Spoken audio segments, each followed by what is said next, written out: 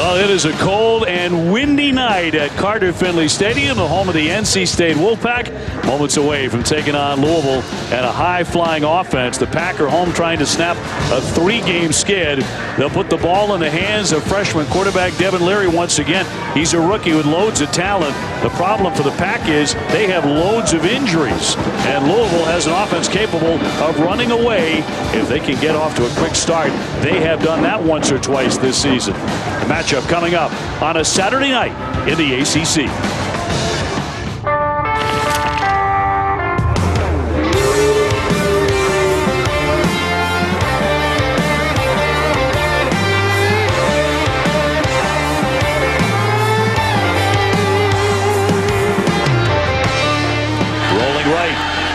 Some room to maneuver across the 30, the 35, the 40. He is a special athlete.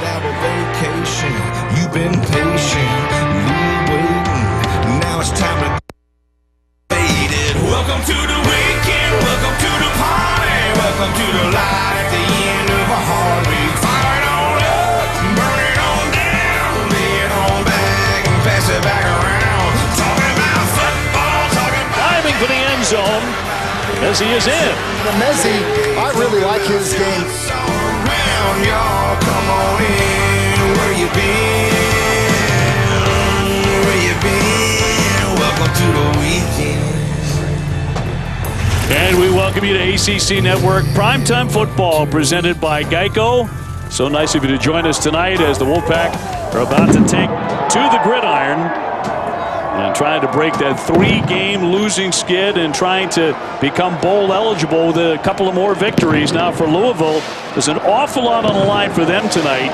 If they can grab a big-time road win, that would be number 6, and make Louisville bowl eligible. It'd be a very big deal after a disastrous 2018 season.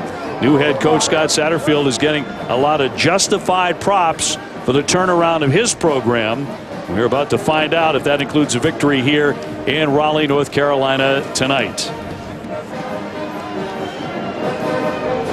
So the Cardinals about to take to the field as well in a matchup in the ACC on a chilly and, as we mentioned, a very windy night, and that could really play a role in the outcome of this game if the wind continues. It's been gusting up near 35 miles per hour. Temperatures dropping into the lower 40s. Hi, everybody. Thanks so much for being with us. I'm Dave O'Brien. My partner is Tim Hasselbeck. Katie George joining us in just a couple of moments. NC State has pretty much declared, Tim, a code red because of all the injuries. It's really been staggering, taking on a Louisville team that can run up the scoreboard. There's no doubt about it. NC State is really banged up, but there is no quit in this football team. Dave Doran, a tough, hard-nosed guy, he's going to have his team ready to go. And when you look at Louisville, really it's about what they've been able to do on offense. Scott Satterfield inherited some pretty good players. Start with Tutu Atwell, who has all types of quickness and the ability to take it deep. And then you think about Des Fitzpatrick, who's probably as complete as any wide receiver in all of the ACC. And then you combine that with Javian Hawkins, who's got a chance to rush for 1,000 yards this season. They love to run the football, and it all kind of all starts from the good play at the quarterback position. But they create big plays on offense, as you see plays up over 30 yards this season, tied for the most in the ACC with Clemson. That's pretty good company to be in, and it starts with those guys on your screen there. Talking about talented players now, Devin Leary is going to be the starting quarterback for NC State for the 3rd consecutive game now. The freshman who came in with a whole lot of hype coming out of New Jersey in his first year of college football. In New Jersey, Tim, the most passing yards and touchdowns at Timber Creek High in New Jersey high school football history. It's one of the reasons he was such a highly touted recruit. You see him in the Elite 11 with Trevor Lawrence. And so they like the upside, as gets the chance to be a freshman quarterback starting here at NC State. First time that's happened since Russell Wilson. For more on his story, let's toss it down to the field and Katie George. Well, it's definitely been a baptism by fire situation for Devin Leary. 3 weeks ago, Dave Doran told him the starting job was his, and then he had to face off against the 2 toughest opponents on Wake Forest and Clemson on the schedule. Leary's offense was outscored by a total of 99-20 in those 2 games, and yet the young quarterback's confidence has not wavered. Doran told me yesterday that Leary thinks he's John Elway, not in a cocky way, but in a sense that he can play at the highest level. He's hard on himself. He's confident, and he's encouraging to other people around him, which has gained him a lot of respect in a short period of time.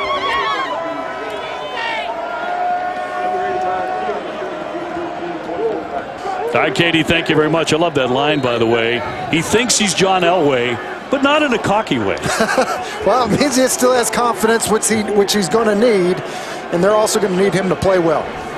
The Louisville won the toss. They will defer to the second half, so NC State to receive and get their first crack at it tonight. A frosty night. And keep an eye on how much the gusty winds might affect play indeed. And Hussein will take it across the 20-yard line and up across the 25 to get started. And Leary to bring them out. The first freshman to start at quarterback at NC State since Russell Wilson. And the coaches really raved about his arm talent. That was the kind of the message from the team and the coaching staff, is they feel like they can get big plays or bigger plays in the passing game because of his big, strong arm and ability to attack all areas of the field. Well, he's got one of the top running backs certainly in the conference in Zonovan Bam Knight, 6-foot freshman who's had a terrific year. He's coming off 139 yards against Clemson. First pass will be incomplete off the hands of Devin Carter, who they really consider their most gifted receiver. Yeah, and they want to create more opportunities for him, and what they wanted to do starting this football game was get a free access throw, which means basically you got off coverage and an easy completion for your quarterback. But in order for that to happen, the wide receiver has to catch the football. So second down and 10.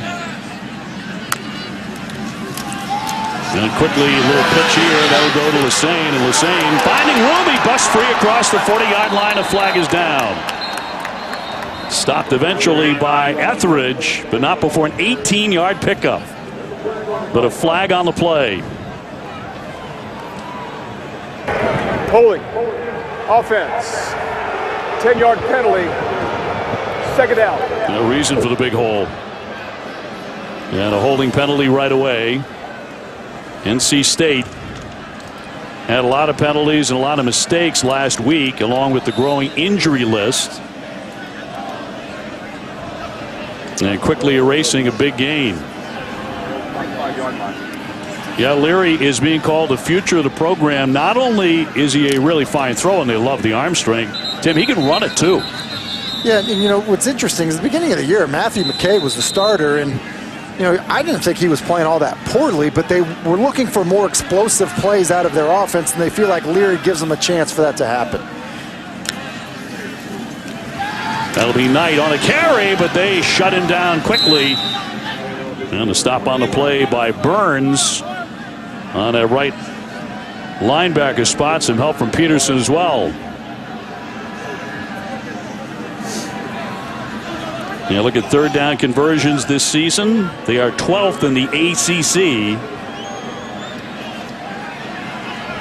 Third down and 7 on the first series of the night for the Wolfpack.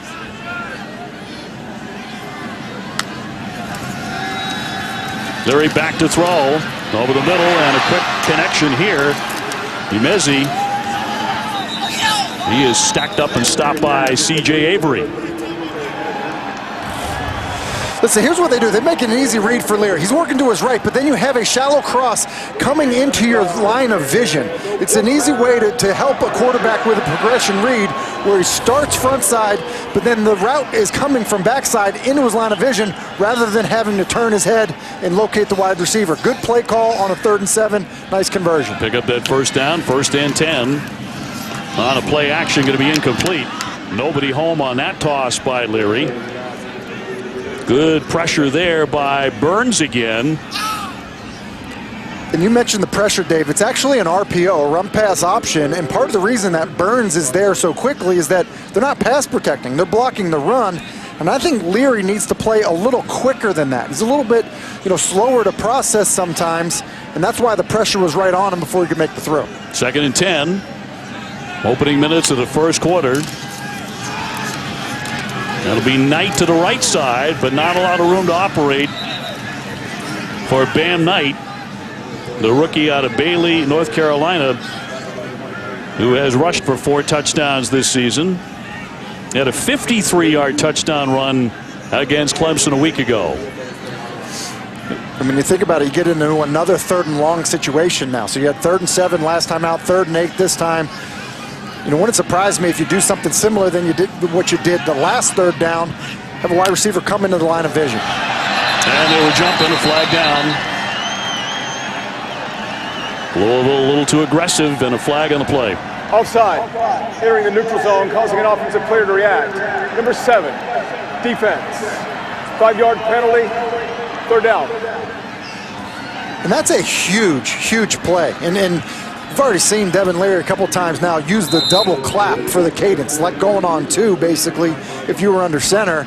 It's a nice move, especially in a 3rd and long situation, makes this much more manageable. Yeah, 3rd and 3 for the Wolfpack on this initial drive. Mizzy in motion. They're going to roll. He's going to tuck it, and out of bounds he goes. Well, Dave, you mentioned it, his ability as a runner, and he just escapes outside the pocket here because he doesn't like it front side. And this is pretty good awareness. You know, looked like he was thinking about maybe throwing it, but you get out and you see that green grass as a quarterback all the way to the sideline. Smart play by the freshman quarterback to keep this drive moving. That's another thing among many that they like about the redshirt freshman. He's very even-keeled and tends to make the right decisions. He picks up another first. He'll hand off for Knight straight ahead.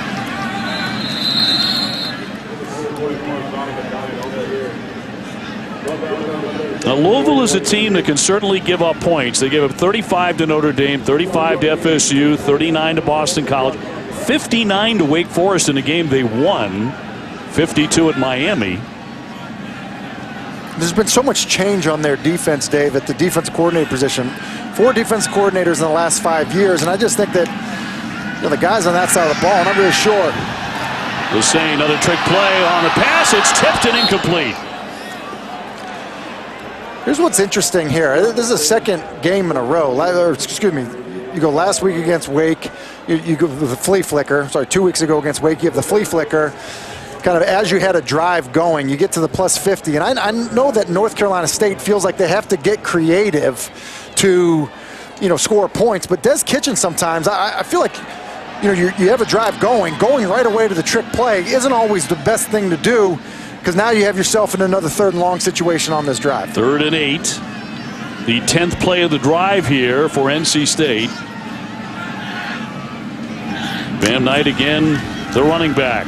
Leary to step up and roll right. Throws short and incomplete.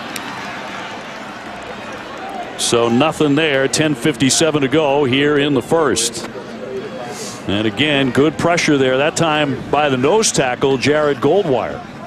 And I don't want to harp on it too much, but we've seen this now where, you know, Dave Doran's teams have always been willing to go with a trick play, not afraid to call something, because he feels like as a defensive coach it's hard to defend. But you know, it seemed like there's a bit of a rhythm. You've got a freshman quarterback that's making his 3rd start. You've just rushed for a 1st down, and I think sometimes you can get a little too cute. Go with a punt into the end zone, and the Cardinals have the football for the first time when we come back. Well, Louisville Cardinals with the football, 5-4, 3-3 in the ACC. Talk about the proper headwear on a night like tonight. That's it right there. It has started to rain as well. Their predictions for about 50% chance of rain tonight. So we're getting a little bit of everything with the cold and the wind and now the rain. Cunningham winding up, throwing deep on the very first pass play.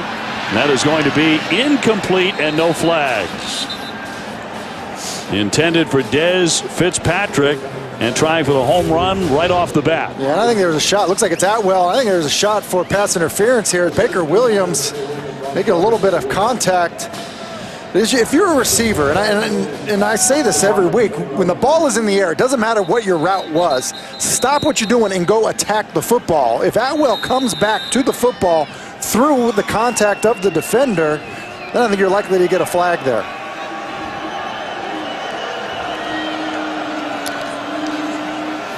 Hand off for Hall, trying to bounce outside. He goes diving out of bounds on the first carry tonight for the Cardinals. You talk about Cunningham, a guy who does not throw a ton, but his pass efficiency ranks in the top 5 in the country. coming off 219 yards last week in a loss in Miami, and he's run for a touchdown 10 times in his career. He's a really special runner, and I think he's probably a more accurate passer, to your point, Dave, than people would normally think, but he's done a nice job for this offense. On 3rd and 7, he'll put it in the air short, and they are going to pick up the first down and catch by Fitzpatrick. And that's a great example of the accuracy. It's a little smash concept. And so Fitzpatrick, who kind of runs a hitch and then he's going to come inside, that ball is right into the chest of the wide receiver, which allows him to then run for the first down.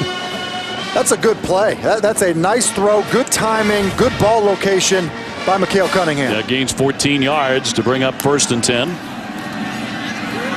Little pitch here for Atwell. Atwell, room to operate. He gets out. Outstanding speed for the 5'9" product of Miami, Florida. He picks up 16. You mentioned it, Dave. Outstanding speed. You can see what they want to do on offense. They want to get to the perimeter with Atwell, with Hall, with Javian Hawkins. And that little touch pass there, you just need to get 1 or 2 blocks on the perimeter. Marshawn Ford got one of them that last time, and it's something I think we'll see over and over again tonight. Flags and whistles right away here. 9:11 to go in the first quarter. Full start. Number 60. Offense. 5-yard penalty. First down. You know, NC State had a lot of penalties, a lot of mistakes a week ago, but the injuries have been amazing. They had 3 walk-on linebackers in there at the end against Clemson, Tim. After Peyton Wilson sprained his shoulder, as did Calvin Hart. Even the backup, Brock Miller, went down. He got hurt and had to leave the game. It was an absolute disaster. We're going to snuff this one out and bring down Hall. That's Murchison with the tackle. Yeah, and Murchison is, really, one of their healthy players, one of their leaders on that defense that's kind of holding it together. And so, Murchison, who's inside here, you see, as they just try to get this zone run going out here, just does a good job of blowing it up. In fact, that's actually McNeil blowing it up, and then Murchison comes and cleans it off. But they are undermanned on that side of the ball, Dave, and they're doing a pretty good job of just competing. Play action. And Cunningham will scamper out of bounds. NC State buckling down there to chase him out of bounds. So it will be 3rd down and 18. One of the things you have to do when you're so banged up on defense is you have to be more simple. You have guys that were on the scout team a week ago now starting, and so when you get into situations like this, rather than having a creative blitz coming after an offense, I think you just have to kind of play pretty traditional coverage and hope you can rally and make a tackle on a 3rd and forever situation. As mentioned, Louisville has a lot of talented receivers. Throwing down here, going to throw short. That'll be complete to Fitzpatrick. NC State once again ready. Baker Williams with a big hit. And that stops that. A 2-yard gain. Yeah, this is very similar to a screen pass. You're running a shallow cross, but all the receivers are going down the field to block. It was a Tampa 2 coverage, and you just see the pursuit of the defense. That's a nice job by NC State. We're going to talk about it a couple times tonight about the different players they have playing on that side of the ball. Some guys, have even been playing offense at different parts of this season. But Dave Dorn has them competing, playing hard, and I think they're buying into what he's trying to get them to do. Well, he talked about that all week, the necessity to buy in, particularly with all the injuries that they're suffering through right now. Hardy fans in Raleigh. By the way, our best to NC State's Roger Warren, who's been running the stats crew here for 50 years. He's out tonight under the weather. Chose a good night to miss, actually. I think there are a lot of people that would like to be under the weather, I think, in this weather. It is colder, and if it gets wet tonight, Dave, I think could end up affecting both of these offenses. Yeah, it's mid-November. It goes with the territory, right? So it'll be 1st down and 10 from the 12-yard line. And Leary and the Wolfpack to begin this drive. It's Bam Knight. Big hole opening up for him. Busting a couple of tackles along the way en route to the first down. Yeah, busting a couple tackles, and you just see the mesh in the backfield with the fake fly sweep. It causes a little bit of hesitation and gets guys out of position. And Bam Knight, who's been a really good runner, true freshman, has done a nice job for this NC State offense, is just able to hit it. And so you can see the confusion, you know, and the trouble with some of the run fits that Louisville has had. It's been a problem for them all season. Finds another hole, trying to cut back to his left, but a nice gain there after picking up 15 on the previous carry. This one goes for 7, stopped by Etheridge. 2nd down and 3. Leary to throw short. Swings that one out, but it's incomplete. Emezi, the intended receiver. And those are plays that Devin Leary needs to make. You have off coverage, you have a quick out to Emezi, who I think started at the start of the season was really NC State's best wide receiver. You just don't get him the football. I mean, that's an easy throw that's got to be a gimme. It's basically a layup, and if you hit it, you already have a first down. Now you get it to him, he's probably going to catch it. He's caught 43 passes this season. He's been the #1 target all year long. This one aired out on a dart. You can see that arm strength there as he'll pick up the first. That was to Devin Carter, the freshman. Yeah, and you see the arm strength. I mean, he's going to rifle this one out. And, you know, I said it earlier, arm talent is what we heard talking to those coaches. But you see also the accuracy to the right, the inaccuracy to the left. That is a thing for right-handed throwers. It's been a little bit of an issue for Devin Leary. Away from the pressure. He's going to run with it and step out. We talk about arm strength, and it's like a guy who throws 98 miles an hour. You may not have a great breaking ball. Your command might not be great. But, man, you throw 97, 98 miles an hour. When you have that kind of ability, that breeds confidence. It does, and I think that's one of the reasons that we got the John Elway comparison from his head coach. And I also believe that, you know, he's much different than the other quarterbacks on their roster in terms of the ability to push the ball down the field. Knight lost the football, a fumble on the play.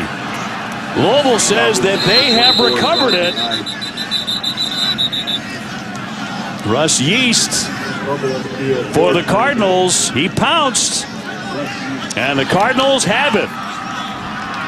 Well, and Russ Yeast, you said it, he's the guy that comes up and makes the play. As Gigi Robinson is there to hop on it. But Russ Yeast, with the run fit there, right exactly where he needs to be. It looks like that left hand just kind of punches that football out. Russ Yeast, a converted corner, struggled a little bit at times tackling, does an excellent job there. And, you know, for a Louisville defense that has been giving up big plays, they create one of their own and give their offense great field position.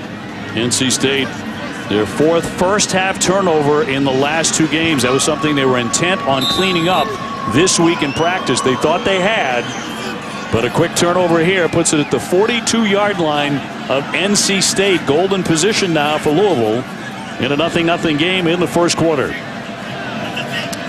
So Cunningham back to operate again. Back inside, still on his feet, and they finally take him down. Stopped by Brock Miller. And it's a run like that, you just see his ability. I mean, their mesh in terms of the handoff with the running back was a little bit messed up. And, you know, as he's running, he just creates something on his own. And, you know, for a lot of offenses, that's a negative play. With Mikhail Cunningham, you know, it's a 2-yard gain. 2nd and 8. Louisville trying to do something with this turnover. And a handoff for Hawkins, who came in just 22 yards short of 1,000 in his first season. And the rookie has had 5 100-yard rushing games so far this year. And it's been a lot of fun to watch. In fact, he's been dynamite with the football, over 180 carries with no fumbles. He's not a very big guy, but he's a versatile back as we see him split out now. He's a versatile back that runs hard and does have great speed. 3rd and 6.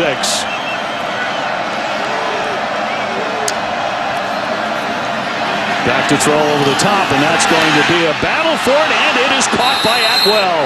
He wins the fight for the first down, going up against Tanner Engel, and picks up 19 yards.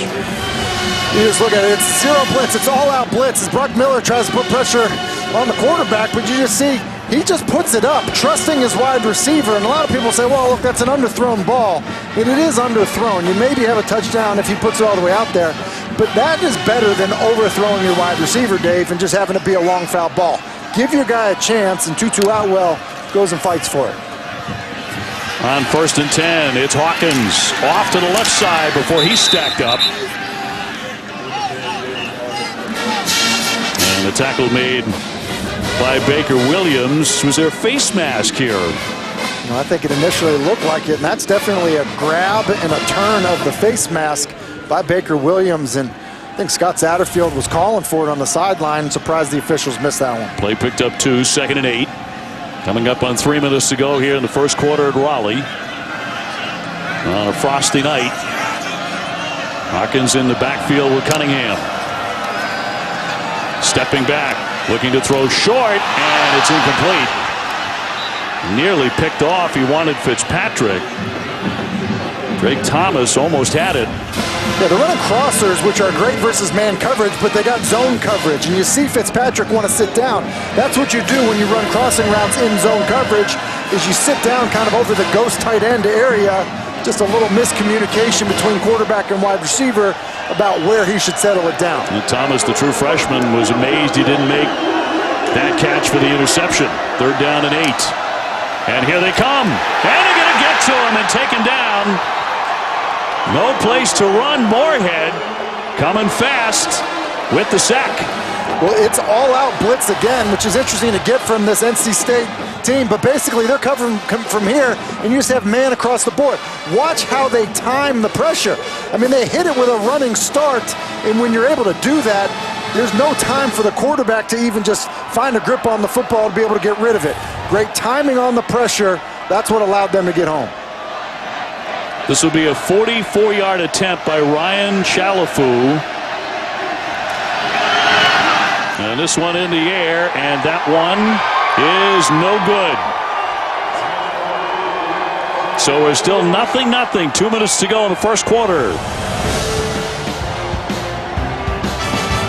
Well, Tim, that is the senior defensive tackle, Laurel Murchison, very key man, 7 sacks. He goes into the 10th. He's a key man. He's a guy that they really depend on. He's kind of the vocal leader. Here he is here, just rushing the field goal attempt, and it seems like Boone comes down on him. I don't know if he gets him in the hip or what, but he was clearly into some discomfort coming off the football field. So after the missed field goal, NC State will take over on their 26-yard line.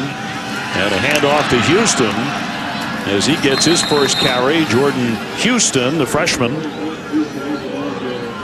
And he's going to gain 5 yards on his initial carry. So 2nd down and 5. And the freshman quarterback to roll right. And throws very smoothly, and he's going to pick up a 1st down as he targets Houston. Last time that we kind of saw this NC State offense, part of what they did a good job of is these roll 2 boots. So it's a fake, but it's a boot, and it's a throw to the flat to the guy that you just faked to. And with Houston in the lineup, it's more of a pass receiving running back. It's a good matchup for them. Throws into the flat, and that one complete to Emezi. He'll pick up 9 yards. And the pace of NC State, I think, can really help them.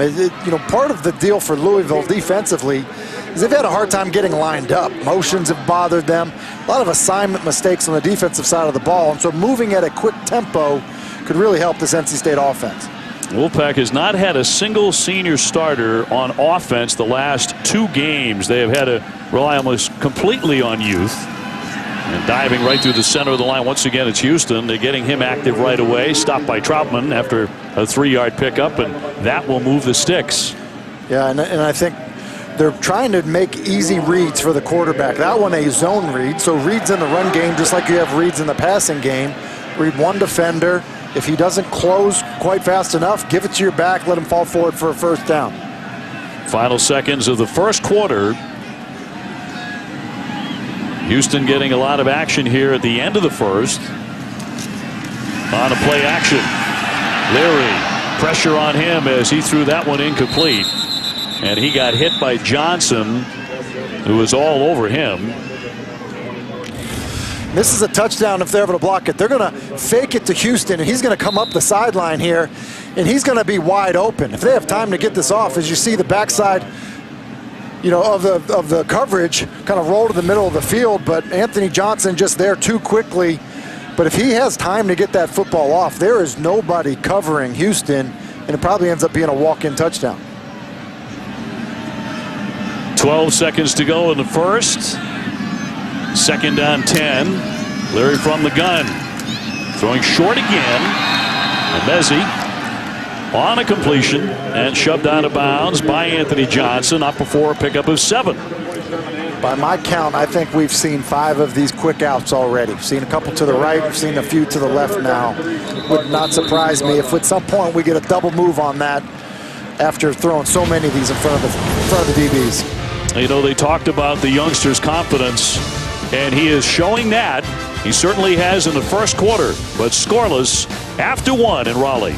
Well, Tim, that is the senior defensive tackle, Laurel Murchison, very key man, 7 sacks. He goes into the 10th. He's a key man. He's a guy that they really depend on. He's kind of the vocal leader. Here he is here, just rushing the field goal attempt, and it seems like Boone comes down on him. I don't know if he gets him in the hip or what, but he was clearly into some discomfort coming off the football field. So after the missed field goal, NC State will take over on their 26-yard line, and a handoff to Houston as he gets his first carry. Jordan Houston, the freshman, and he's going to gain 5 yards on his initial carry.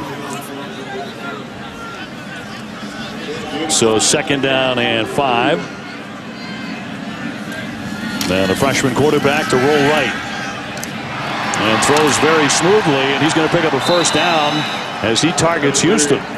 Last time that we kind of saw this NC State offense, part of what they did a good job of is these roll two boots.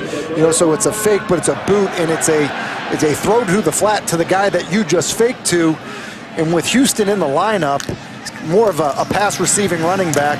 It's a good matchup for them. Throws into the flat, and that one complete to Emezi. He'll pick up 9 yards. And the pace of NC State, I think, can really help them. Part of the deal for Louisville defensively is they've had a hard time getting lined up. Motions have bothered them. A lot of assignment mistakes on the defensive side of the ball. And so moving at a quick tempo could really help this NC State offense.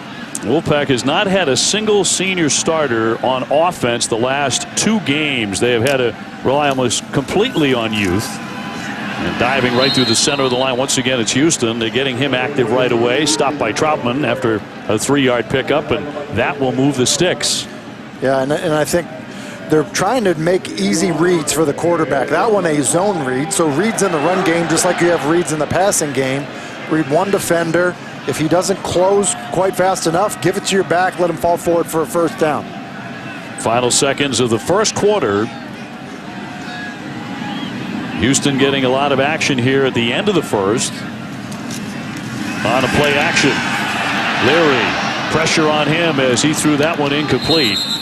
And he got hit by Johnson, who was all over him. This is a touchdown if they're able to block it. They're going to fake it to Houston, and he's going to come up the sideline here, and he's going to be wide open. If they have time to get this off, as you see the backside of the coverage kind of roll to the middle of the field, but Anthony Johnson just there too quickly. But if he has time to get that football off, there is nobody covering Houston, and it probably ends up being a walk-in touchdown. 12 seconds to go in the first. Second down 10. Leary from the gun. Throwing short again. And Mezzi on a completion and shoved out of bounds by Anthony Johnson up before a pickup of 7. By my count, I think we've seen 5 of these quick outs already. We've seen a couple to the right. We've seen a few to the left now. Would not surprise me if at some point we get a double move on that after throwing so many of these in front of the DBs. They talked about the youngster's confidence, and he is showing that. He certainly has in the first quarter, but scoreless after 1 in Raleigh. Welcome back to ACC Network Primetime Football, presented by Geico. And on a Saturday night after 1 quarter, Louisville 0, NC State nothing. We're being told that Darrell Murchison will not return because of a knee injury in the first half, and they can ill afford that. And an interception on the play, and this one picked off by Etheridge. Avery with the tip. It's a shovel pass, and I have no idea what Devin Leary is doing. I think he's trying to sell the shovel pass, trying to extend it, but you still have to find your back, and I don't know if he gets confused thinking that Joe Sculthorpe, his left guard, is his back, but it almost looks like he tries to throw it to him without looking. The ball gets tipped and intercepted. I mean, it's just kind of a, almost a careless decision with the football. You just can't do that. It's a shovel pass. The reason you call a shovel pass, it's a high percentage throw. It's one guy in front of you who doesn't catch it. It's incomplete. I think he got confused with the left guard who was pulling.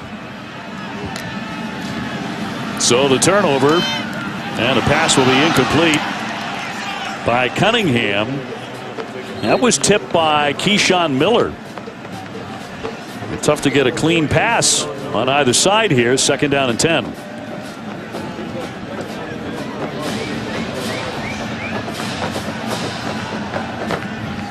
I don't know about you. I expected at least some points in the first quarter with these two teams. With this offense and as banged up as NC State has been on defense, I would agree with you. I think one of the things NC State has decided to do, while they're they've pared their defensive plan down because they've got so many backups playing because of injury and guys playing out of position. Murchison's now out for the rest of the half.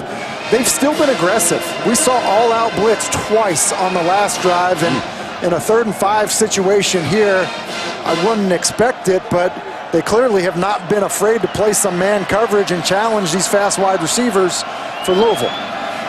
Just some of the guys who are banged up for NC State. On the run, cutting back inside. Hawkins, and stopped by Jackson. And Cunningham, gain of 8. And Dave, we did the game where we saw Evan Conley come in and play great, but Cunningham comes back and he's their starting quarterback. And I think it's plays like that of why he still has the job. He's an elite runner. You can run the option on a 3rd and 5 play, and your quarterback can take off and make a play like he did there. To pick up the 1st down. That's Atwell. He evades one man, trying to get back inside before he is down. Stopped by Brock Miller. And he is going to lose 2 yards on that carry. And that was another one of those situations where it was all-out blitz. And I think that's what Dave Huxtable, the defensive coordinator for NC State, is going to do. He's going to pick his spots where he brings all-out pressure. And because he did, that's what caused the penetration, which spun Atwell around and created a negative play for the Louisville offense. 2nd and 12. Cunningham to throw short into the flat, and that'll be complete. So he gets Atwell on a short gain that picks up just 1 yard. And 3rd and 9 coming up. Yeah, and I think this could be another one of those situations where, an all-out blitz is on the table. It's kind of been what he's been doing, Dave Huxtable, that is, in some of these 3rd down situations to get to the quarterback and to have bodies around the QB. A key call early here for Louisville. 3rd and 9. Hawkins out to the right side, a flag down. The clock was winding down. Full start. Number 74, offense. 5-yard penalty. 3rd down.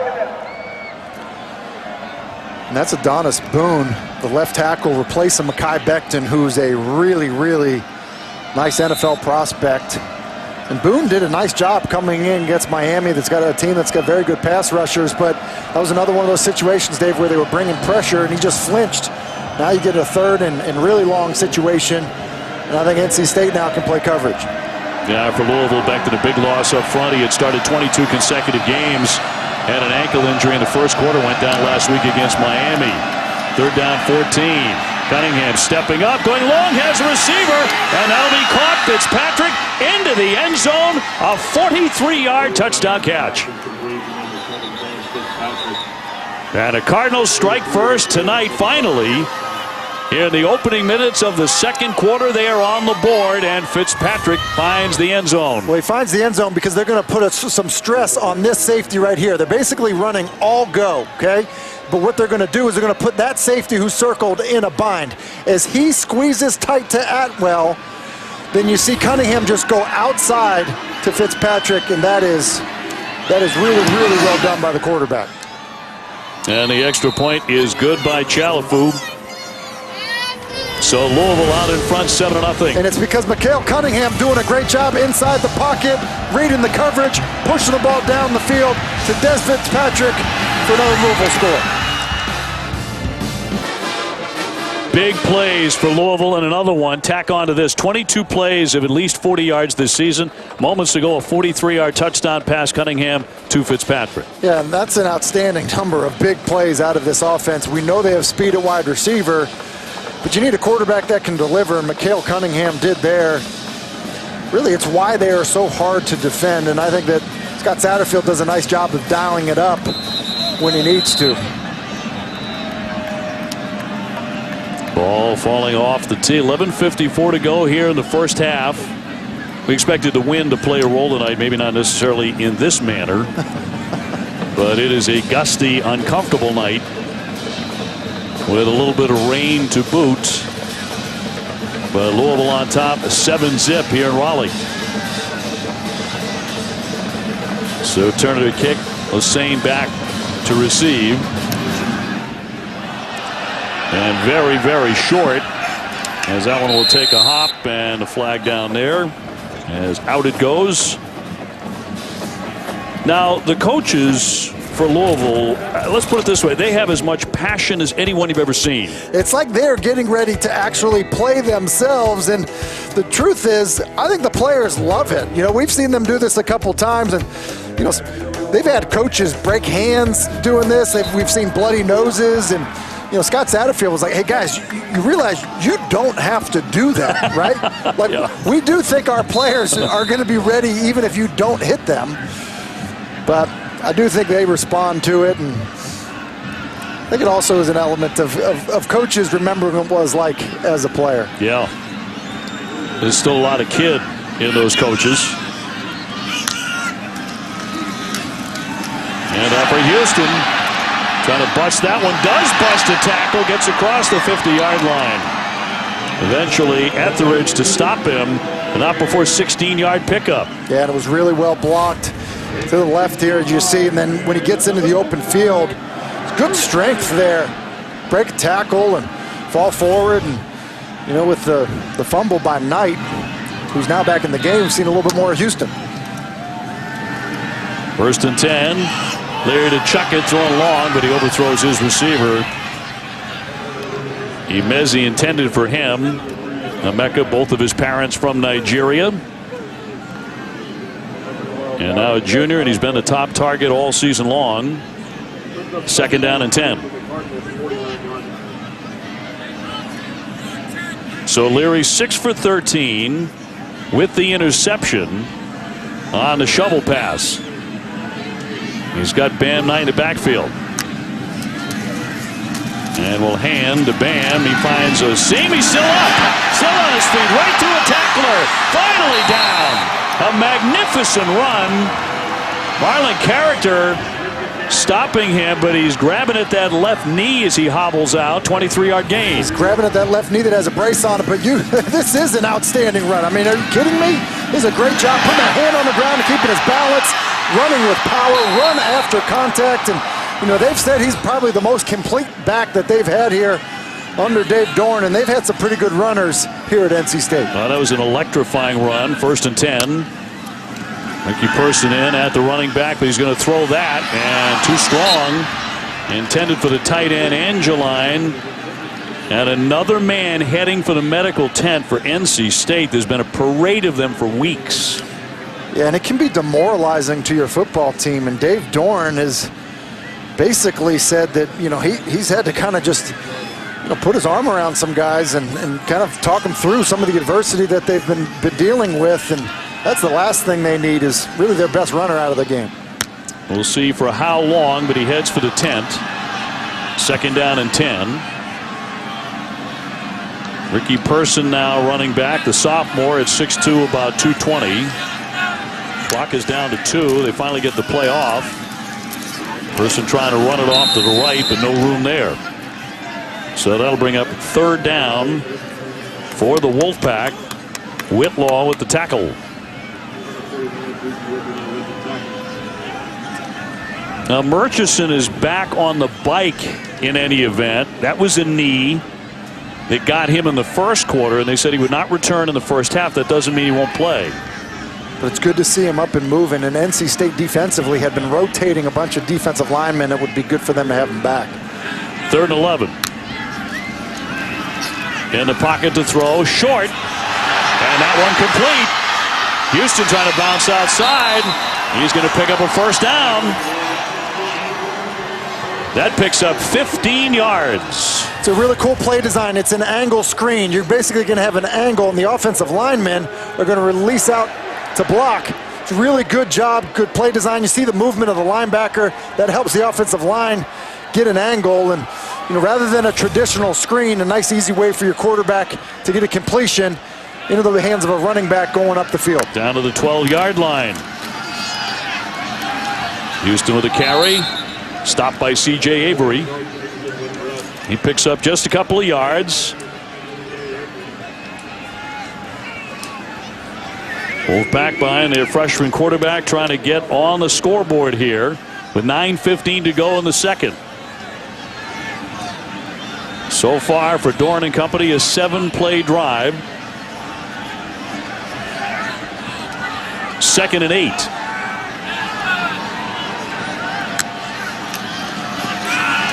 Hand off for Houston. Slipped a little bit, but got inside the 10-yard line before Etheridge tied him up. That's a gain of just 1 yard. So, Tim, 3rd down and 7. Yeah, and I think here, you don't want your quarterback to make a mistake. I mean, we've seen him throw a shovel pass that was intercepted. And so, yeah, you want to be aggressive. I think you're hoping for man coverage, maybe a fade ball for your quarterback, rather than having to have him read something out, maybe throw an interception. He does have Imezi far left. Looking right, he'll keep it, trying to tuck it, and he gets knocked back. Nothing there. Goldwire made sure of that. Look, I think that's a play call when you maybe don't trust your quarterback to read it out and make a decision. And so you go with you spread them out, you go with the quarterback draw. Leary is a good runner. We've seen him run for a couple first downs tonight, but ultimately I think, based on how some of the things have gone and how he's been slow to process at times, they went with the safe play call on the quarterback draw. This will be a 28-yard attempt by Christopher Dunn, a finalist for the Place Kicker of the Year award, leading the ACC an average of 2 field goals per game. And this one is perfect. That gets the Wolfpack up on the board. It is 7-3 Louisville. ACC Network Primetime Football is brought to you by Food Lion, the official grocer of the ACC. Louisville on top here, 7-3 around the ACC this week. North Carolina falling again, 34-27, again an overtime defeat. Pickett was outstanding. He was outstanding, and I think North Carolina only plays close games, but when Kenny Pickett plays well for Pittsburgh, they have a chance. And Clemson obviously rolled against Wake Forest, couldn't get going. And how about Georgia Tech, Dave? I mean, they're doing a really good job kind of rebounding out of Virginia Tech after a slow start. And they've done a nice job under Justin Fuentes kind of rallying. And that Pitt-Virginia Tech matchup a week from today should be a pretty big one. Yes. So this one was 7:41 to go in the second.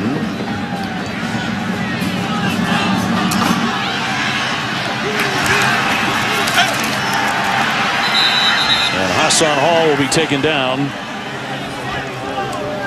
to bring up 1st and 10. NC State after the field goal on the scoreboard.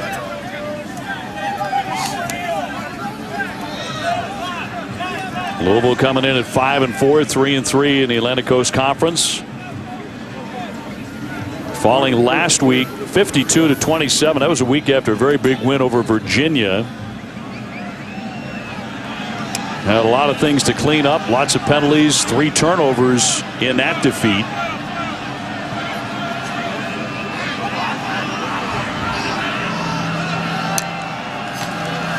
Cunningham with the handoff here to Hall. And he is stacked up. Stopped by Baker Williams. Let's get down to Katie.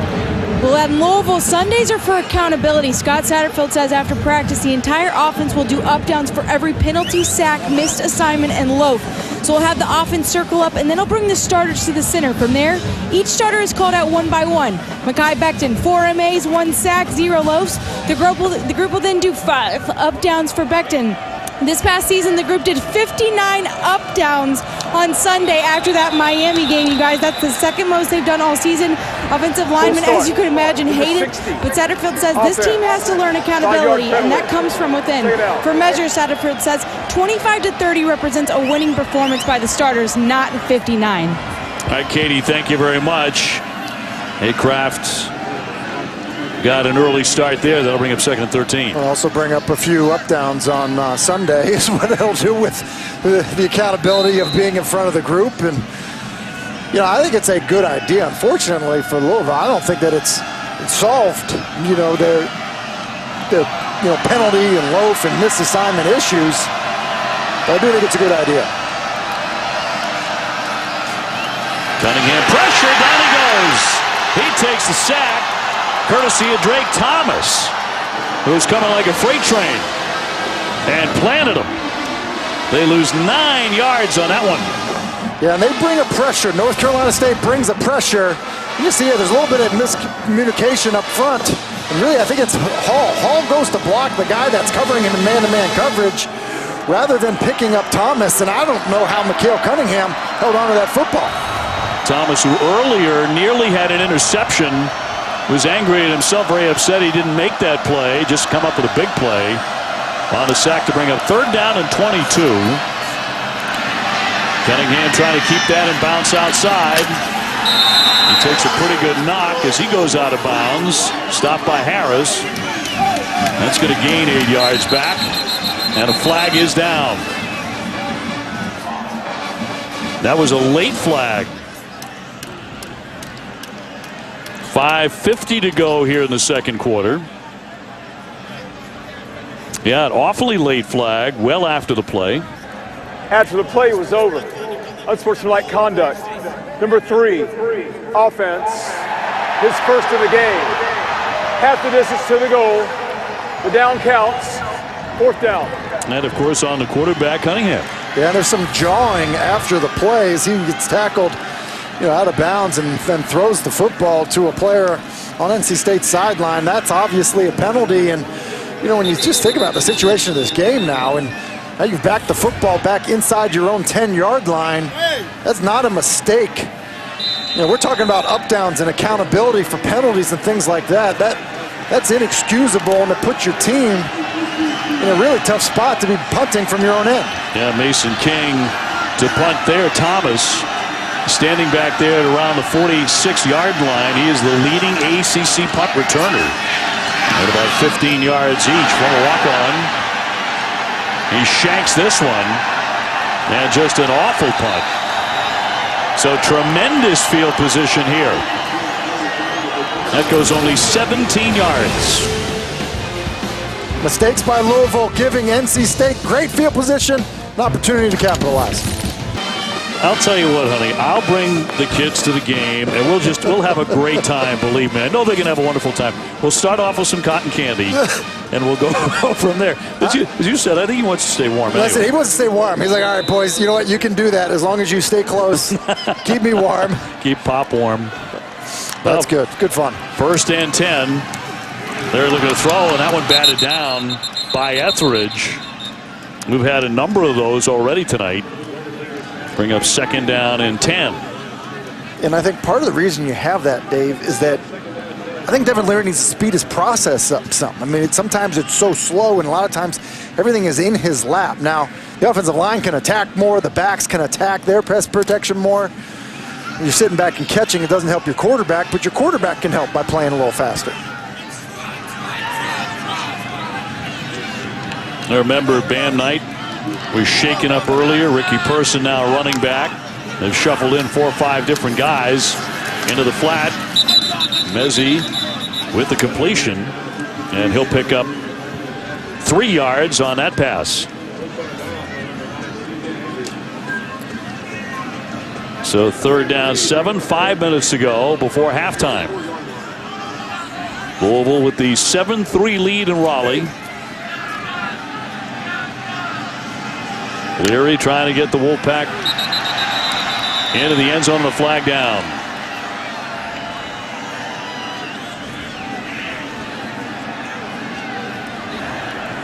Offside. Entering the neutral zone, causing an offensive player to react. Number 49. Defense. 5-yard penalty. 3rd down. That's the senior, Boozy Whitlow from Alabama. It's another nice job by Devin Leary. Now just a more manageable 3rd down. It's amazing how much a snap count not only just helps the quarterback, but helps the guys up front. 3rd and short. On the 19-yard line. And on a handoff right up the middle, it's Person to pick up the first. So Person getting involved. Houston's had a bunch of carries early. Bam Knight did before he went down.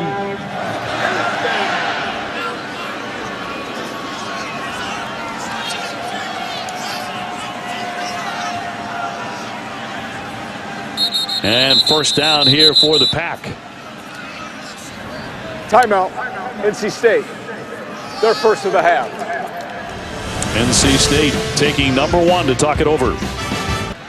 Well, the Wolfpack in great shape here, Tim, on a 15, 1st and 10. It's great field position. Last time down here, they didn't really trust their quarterback. I think staying on schedule could really help them and kind of leave the playbook open for them for opportunities if they can get it even tighter. We'll see what Devin Leary comes up with here. Redshirt freshman on 1st down. Looking to throw over the middle for the end zone, and a touchdown caught by Mezzi. A 15-yard strike to Emeka Imezi. His 2nd touchdown reception of the season. And this is important, I think, to get Devin Leary going, get Imezi going. Good throw and catch, simple read. I think that's what they need to do offensively. And nice turn of events for this NC State football team. Get a backed up team, you get bad punt, good field position, then you go ahead and capitalize on it. So done for the extra point. And that is good. So the Wolfpack punch it in from close range to make it 10-7. And then a 17-yard punt gave him great field position. And then they cap it off by doing something you see a lot of people do. Hard play action down in the red zone. Get safeties to come up and commit. Makes it an easy read for the quarterback. Imezi does a nice job of getting inside. And I think it's exactly what Dave Doran is looking for from his young quarterback. So the Cardinals have a little over 4 minutes to answer before halftime, trailing by 3. That one will be driven out of the end zone. So 4:01 to go in the half. You're going to have a little bit of play action. It's going to get these linebacker levels to step up, and you're just getting in a skinny post behind it to Emeka Imezi. You see the influence on the linebacker level players. That's a lot of room to complete the pass to Imezi. Look at the way Imezi attacks the defender coming off the football. That's a really nice route.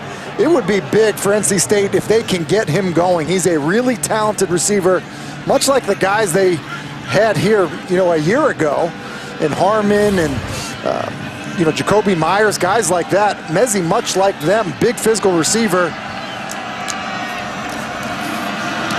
Cunningham to roll, now cut inside, made one man miss, but nothing there at all. McNeil giving chase, and that loses 1 yard. Good pressure again from Drake Thomas, who's really having a fine ball game.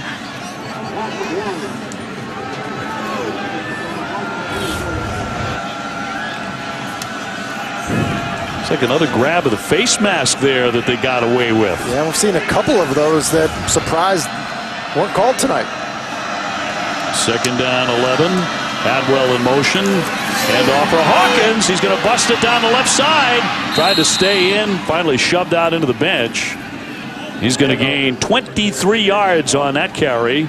Shoved out by Miller. Really good job of the guys up front for Louisville to get Hawkins to the second level, and then you just see his speed. And you think about that, they're doing that behind Adonis Boone, who's the replacement left tackle for Mekhi Becton. You can tell they have some trust in him. Running right behind him. Hawkins, by the way, has gone over 1,000 yards. Cunningham short, and it's going to be complete on a fine catch by Fitzpatrick on a low delivery to gain 7. I wasn't sure he caught it, and doesn't look like he did. That one skipped. Get the play off, but now it will be dead, and they're going to take a look. I'm not sure they stopped it before they got the play off. Prior to the snap, the crew was buzzed about the replay. The ruling on the previous play of a completed catch is under further review. Tell you what, Scott Satterfield was not happy because he felt like they got that ball snapped. And the play's running, it clearly bounces. And when we see it, you know, that ball is incomplete. And so they should look at it. But Louisville did a nice job of hustling to the line. Sure did. Snapping the football. And I think they should have been able to run the play because the officials didn't blow the whistle until Cunningham was to the top of his drop. I agree with you. But they are going to take a look at it. There's no question it was incomplete. Although ruled complete on the field. A little more than 2.5 minutes to go. This play under review here in the first half. 10-7 NC State. And what should not take very long. Very, very big game for both sides for NC State. Well, they have dropped 3 consecutive games, 4 out of 5. For Louisville, the victory is number 6 and makes them bowl eligible.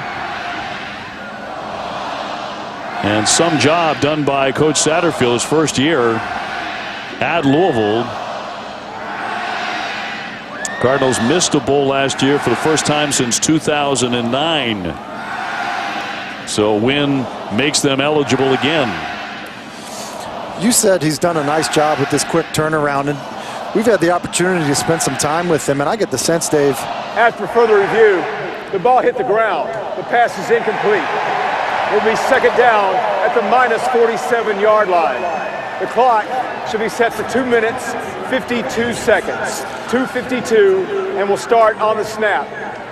It's the right call, but to get back and finish up on Satterfield, I feel like these coaches that he's assembled here at Louisville, they get along with each other. They enjoy working with each other, and I think the players have felt it, and I think the players feel like these coaches enjoy being around these players, and that's a big change from what they had previously experienced, and I think it's showing on the field. It's a very tight-knit group, and 6 coaches who worked for Satterfield at Appalachian State came with him to Louisville. Cunningham throwing, and that one is complete right around the 40-yard line. Complete to Fitzpatrick to gain the first down. That's a 13-yard pickup. Really nice route by Fitzpatrick. Watch this stem to the middle of the field. See that? That gets the defensive back to open up, and then it's an out-breaking route. And so you see the timing, too. Because of that little stem inside, it's an indicator to the quarterback of when you are going to come out of your break. Nice route, helps the quarterback, good accurate throw. 1st and 10. Cunningham loses it off his fingertips. Went back to dive on top of it at the 50-yard line. And there's nothing wrong with that snap. It's a perfect snap. I think he just takes his eyes off of it too soon as he's getting ready. You see his eyes, his head starts to turn to the left. And, you know, when you're a quarterback catching a shotgun snap, it's no different than being a receiver. You got to see it in, but you're also trying to see everything else around you. Tough mistake there. And they lose 9 yards on it, 2nd and 19. Under 2 minutes before halftime.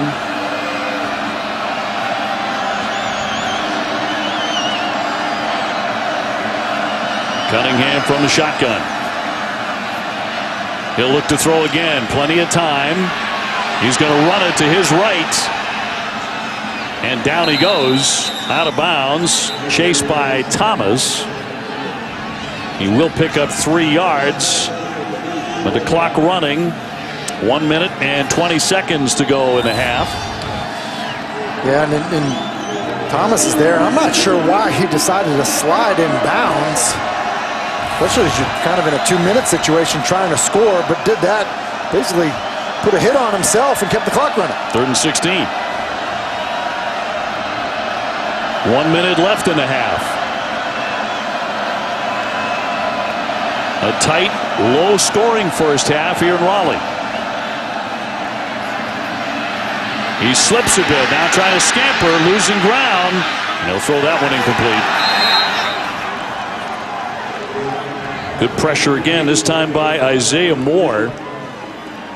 One of the linebackers giving chase. And it was good pressure by Moore, and it was a good disguise in the secondary by NC State. They rotate the coverage, kind of showed a 1 high look, go to 2 high safeties, had some guys running out underneath coverage, and you know, with the pressure of Moore, forces Cunningham to throw the football away. And I've really been impressed by this job that NC State has done defensively with so many backups playing. They're putting up a really good fight. They lost another really key guy in the tackle, Laurel Murchison, early in the game. They hope to have him back in the second half.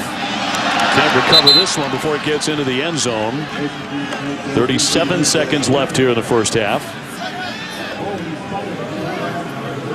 I mean, NC State had 3 walk-on linebackers in the game at the end of the Clemson defeat last week. And they were already without Isaiah Moore and Luis Jesus. They had 26 freshmen see action in that game, not because they wanted to. No, and I think there are some players that they feel like they maybe are burning red shirts on. They had a play where they had 3 guys down. Like, I don't know if you have enough training staff to go attend to them all. But I think Dave Doran has put on, you know, basically been a good example to his football team about, you know, not flinching in these situations, and it's showing with the way his team is playing tonight. Bam Knight getting back in the game. It's a very good sign for the Wolfpack. Stopped by Burns and Goldwire. He picked up 4 yards on that carry. Final seconds of the half. 2nd down and 6.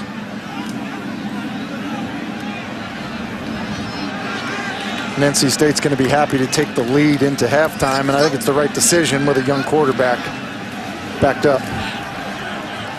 So that will do it. The end of the first half. On a cold and windy night, NC State has a 10-7 lead on Louisville. We are at halftime. The Cardinals to receive the second half kickoff. Let's get out to Katie with Coach Doran. Thanks, OB. Dave, ball security was a focal point coming in this game. 2 early turnovers, but what did you think of your team's ability to respond? Our defense is battling. We got to take care of the football. We're moving the ball. We're running the ball well. You know, it's a tough night to throw. We got to finish every single drive with a kick. I mean, we can't do that anymore. I think our defense is really playing hard. We just can't let them have big plays and come back out and play our butts off. Your defense is bringing a lot of pressure, which is disrupting their offense. What needs to continue on that side? We're going to keep blitzing. We're going to keep bringing it. We got to get after their quarterback, not give them time to throw. They got good receivers. Thanks for the time. All right, go Pack. Katie, thank you very much. So we are at the break. A little lower scoring than maybe we anticipated, but a fun first half. And right after the short break, Jack Collinsworth and the gang will join you for the ACC Network Halftime Report. Welcome to the party, welcome to the light at the end of a heartbeat. Fire it on up, burn it on down, then on back and pass it back around. Talking about football, talking about game day, talking about good friends sitting on tailgates, talking about shots all around, y'all. Come on in, where you been? Welcome to the weekend. Welcome back to ACC Network Primetime Football presented by Geico.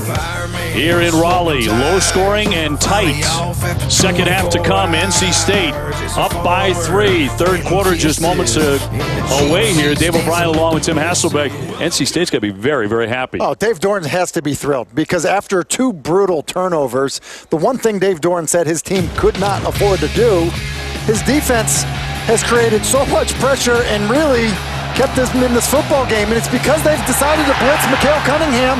They've done a great job of timing up pressures and getting home, and that's really kept that Louisville offense at bay. And so I think he needs to be thrilled with the effort on the defensive side of the ball, because I think that was probably the biggest question mark for him coming into the game. Right. Well, the Wolfpack really flipped it, too. First half, in the first quarter, they didn't have anything going on. Total of 48 yards on offense, no points. Second quarter, 127 yards in offense, 95 of those on the ground.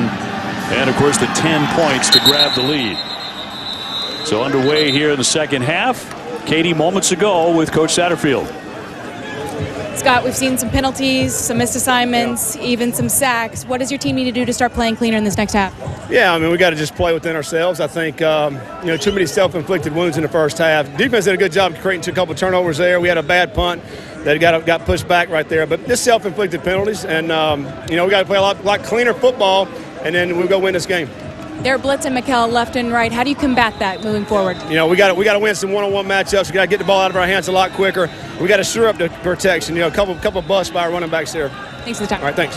Yeah, indeed, they got to Cunningham a couple of times. Louisville will begin the second half with the football on the handoff and stacked up there on the right side. No place to go.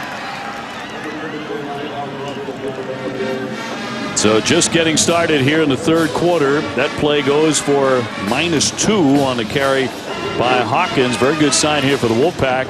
Arrell Murchison is back, the big tackle. And it's one of the reasons we saw a negative play by this Louisville offense, and that's really what's plagued Louisville, on the season. They're a big play offense. We've seen that already tonight. But they have so many negative plays, and you get behind the down and distance here, 2nd and 12, it just makes it hard.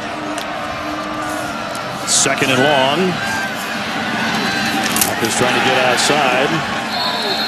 No place to go there. Smith Williams to tie him up. And that was great effort by Smith Williams. I mean, we've seen Hawkins' speed, and Smith Williams, just does a great job of continuing to fight, string it out, and make the play. Tough guy, 6'3", 265, the senior, and he's a vital run stopper for them. 3rd down 9. Cunningham looking to his sideline. He's got Hawkins with him in the backfield. And he'll look to throw. Right down the middle, and he connects with Atwell. Atwell darting outside. He's heading for the end zone. He's going to go all the way. 74 yards for the touchdown. It's a great job of pass protection by Louisville offensively. And that allows them to pick up the blitz, Cunningham to stay inside the pocket, and then we talked about it at the top, Dave, the speed that Louisville has with Atwell and Fitzpatrick.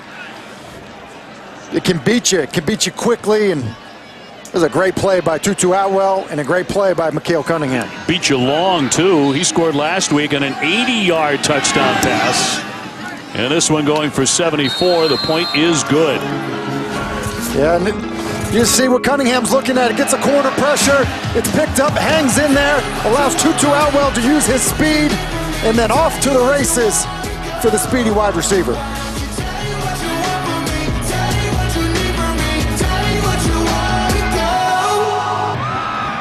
Well, the Cardinals flying into the lead here, 14-10, and a big strike. Tutu Atwell going into the end zone, 74 yards. He has 5 catches, 110 yards, and a touchdown. It's his 5th 100-yard game this season and his 3rd in a row. What a weapon he is. He's a big-time weapon. They try to get him the ball in a bunch of different ways, and certainly plays down the field like we just saw, fly sweeps, things of that nature. Just so quick and elusive. You can see why he's had such a productive season. 5 plays for him this season already of more than 50 yards. You have to find him. Hussein will take it out. Across the 25. Open up for a moment before he takes a knock. We take a look at our New York Life Drive recap. When you live by the blitz, you die by the blitz, and NC State is going to bring a pressure here, and what's going to happen is when you bring that pressure, Engel and Moorhead have to come over, but Moorhead overruns it, which allows Atwell to get inside, and Brock Miller is trying to run with Atwell underneath, and it's just way too much speed by Tutu Atwell, who, the more I watch him, starts to look more and more like Deshaun Jackson of the Philadelphia Eagles. And even if it was flag football, Dave, Brock Miller is not getting Tutu down. No. Went for the flag. So we'll see now if NC State can answer. The ball is loose on the deck. Well, Louisville says that they have recovered. We shall see. And indeed, they have the football. Louisville recovers on the fumble. And I believe it's Russ Yeast again. Caused the fumble earlier. Zonovan Knight. And you see that, just fights off the block. Just makes a tackle there. And that's poor ball security and a really fortunate break for Louisville with great field position here. Got to continue a good start to the second half. Russ Yeast having a big night. The 5'11" junior, strong safety. Wolfpack with another turnover. So from the 40, it'll be 1st and 10. Now carrying the left side, it's Hawkins. Stopped by Engel. And that loses 2 yards.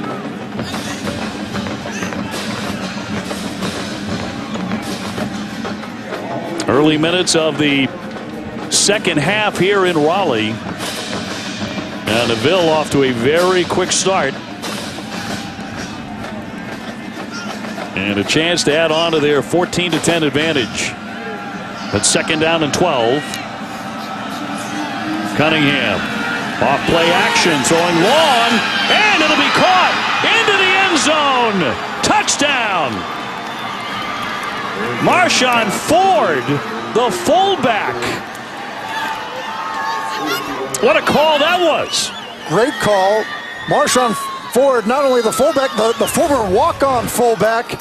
And this is a perfect throw to Ford by Mikhail Cunningham as he's running the wheel route on Brock Miller. Did he stay in? Ruling on the previous play of a completed catch and a touchdown is under further review. And to me, it looks like you still see a little bit of green inside that. It's his left foot right there, and I think you're still seeing some grass. I agree. Between that cleat and the sideline. I think he's all right. And what a perfect throw. Wow. By Mikhail Cunningham.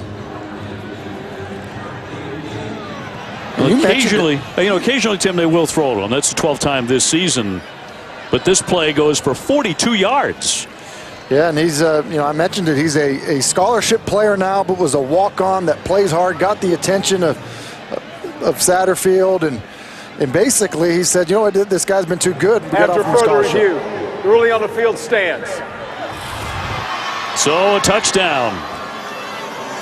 Boy, Louisville coming out of the gate in this second half on fire. Yeah, you mentioned it being a great play call, and it really was. You know, you had a negative play on 1st down, and then you have a play action where you're faking the fly sweep and you're faking, a handoff off of that, and then an easy read for your quarterback, and he throws an absolute dime.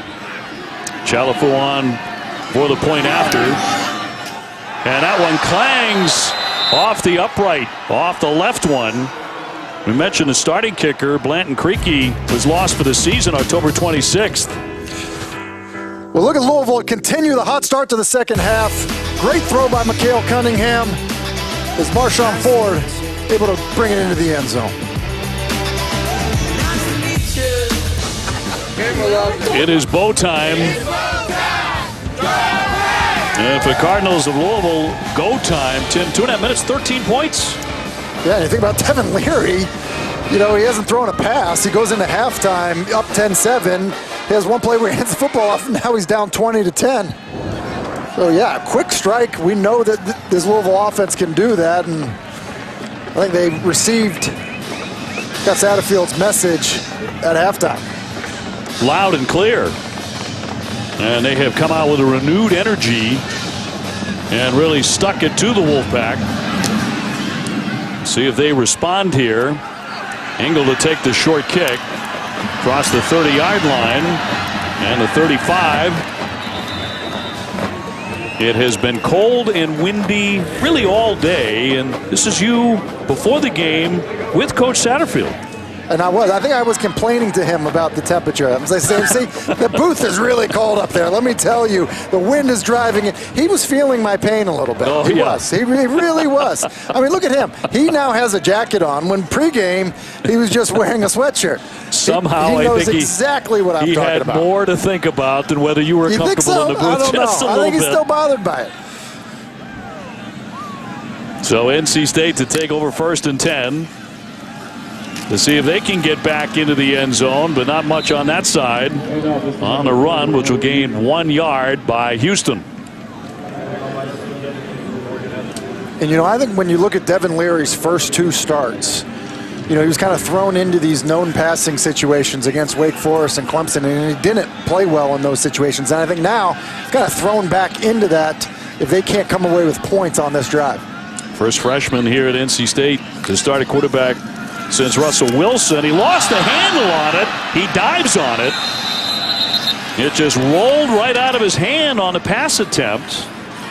And that's something we saw last week. We saw this same exact thing happen against Clemson last week, where he goes to throw and the ball just comes out of his hands. And, you know, I don't know if he's grips the football differently, but it is not wet out. It's a little cold, but he played high school football in New Jersey. Should not be an issue. That ever happen to you? I mean, not as often as we've seen it happen to him. I mean, Yeah, that loses 12. 3rd down and 21. In the pocket to throw. Now he's going to move it, throw on the run for that sideline, but overthrown, intended for Thomas. There, Thomas, very reliable receiver. Been really, really quiet tonight. They've done an excellent job on him. So here comes the punting unit. 11 minutes to go here in the 3rd. And Louisville very quickly grabbing big-time momentum here in the 2nd half. I mean, huge momentum. And I almost wonder if you're Dave Dorn, if you think about a move at quarterback.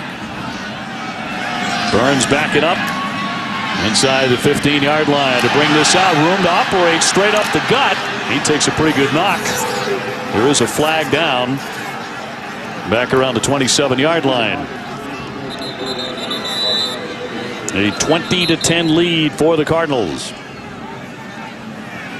10:50 to go in the 3rd.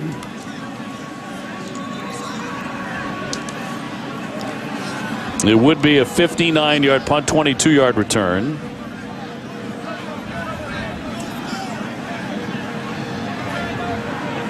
And we'll check the call.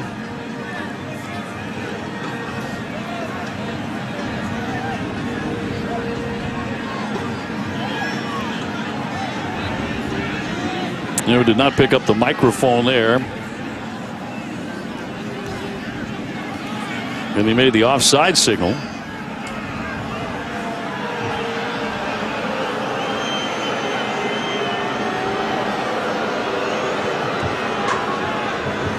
And over to talk with Dave Dorn about this. 2nd half has started very poorly for the Wolfpack. Offside. Return team. Penalties decline. 1st down. And I think the conversation was there. I think reading Dave Dorn's, mouth as he was talking, he said, I don't want to re-punt it. So that's why, declining a penalty is pretty good field position here for Louisville. Yep. At the 35. A short toss, and that is going to be complete to Ford, who's already had a major moment in this one on a long touchdown reception. That'll gain 2 yards. Look at Cunningham's numbers. I mean, he's been perfect in the 2nd half here, and it's a good start. He's doing a nice job of dialing up some plays to give him an opportunity down the field, but 2 very good throws by Cunningham. 2nd and 7. Hawkins dancing inside. And a powerful run. Well, he's had 6 runs of over 30 yards this season. Yeah, powerful and quick. Look at this. McNeil is unblocked. I mean, that's a little stutter step or juke. I mean, it's Barry Sanders-esque of, kind of just finding your way through there. Now, it's the advantage of being, 190 pounds versus 315 pounds. But how about the shiftiness from Hawkins? Close to the first down. 1 more yard to get it. And they go straight on to try to pick up the first down on the carry by Cunningham. And they will move the sticks. We take a look at tonight's player spotlight, brought to you by Geico. And Hawkins, 1,016 yards. And the freshman from Florida, the 18th Louisville running back with over 1,000. And he's listed at 5'9", 182, and they said he's bulked up to maybe closer to 190 pounds, but he's really been a nice player for this Louisville offense. Going to run it again for a short gain. They'll pick up just 1 yard on that carry. What Louisville does offensively is they like to run this wide outside zone, and typically, you probably want a little bit bigger of a back to run that scheme. It's kind of a downhill, put you, one cut and go. But Hawkins, despite his size, does a nice job of running it. 2nd down 9 for Cunningham. Going for that short strike off the hands of Fitzpatrick, and incomplete. Fitzpatrick, he can certainly be a big play guy. Averages 19 yards per catch, but nothing there. It's a rare drop by Fitzpatrick, who been a good player for Louisville for a number of years now, and really consistent. I think he's their most complete wide receiver. And he's a nice complement to what Atwell can do. So sets up 3rd down and 9. Louisville trying to maintain that momentum they came out of the locker room with. Cunningham in the pocket, throwing over the middle, and that one, flags coming on the incomplete pass. 8:58 to go here in the 3rd, but flags down. Moorhead trying to cover Keon Wakefield. Pass interference, defense, spot foul, and an automatic. First down. Well, I said it earlier, you live by the blitz, you die by the blitz. And Moorhead here is just going to be covering, and because it's pressure and you've got no help and it's man-to-man, he just latches on, and you can't do that. And so, that was one of the concerns that Dave Huxtable had was, can their guys play with the speed that you're going to see when you face Louisville's offense? So on 1st down, the ball does come loose, but after the play is blown dead. As that began at the 42-yard line. And will gain 1 yard to bring up 2nd down and 9.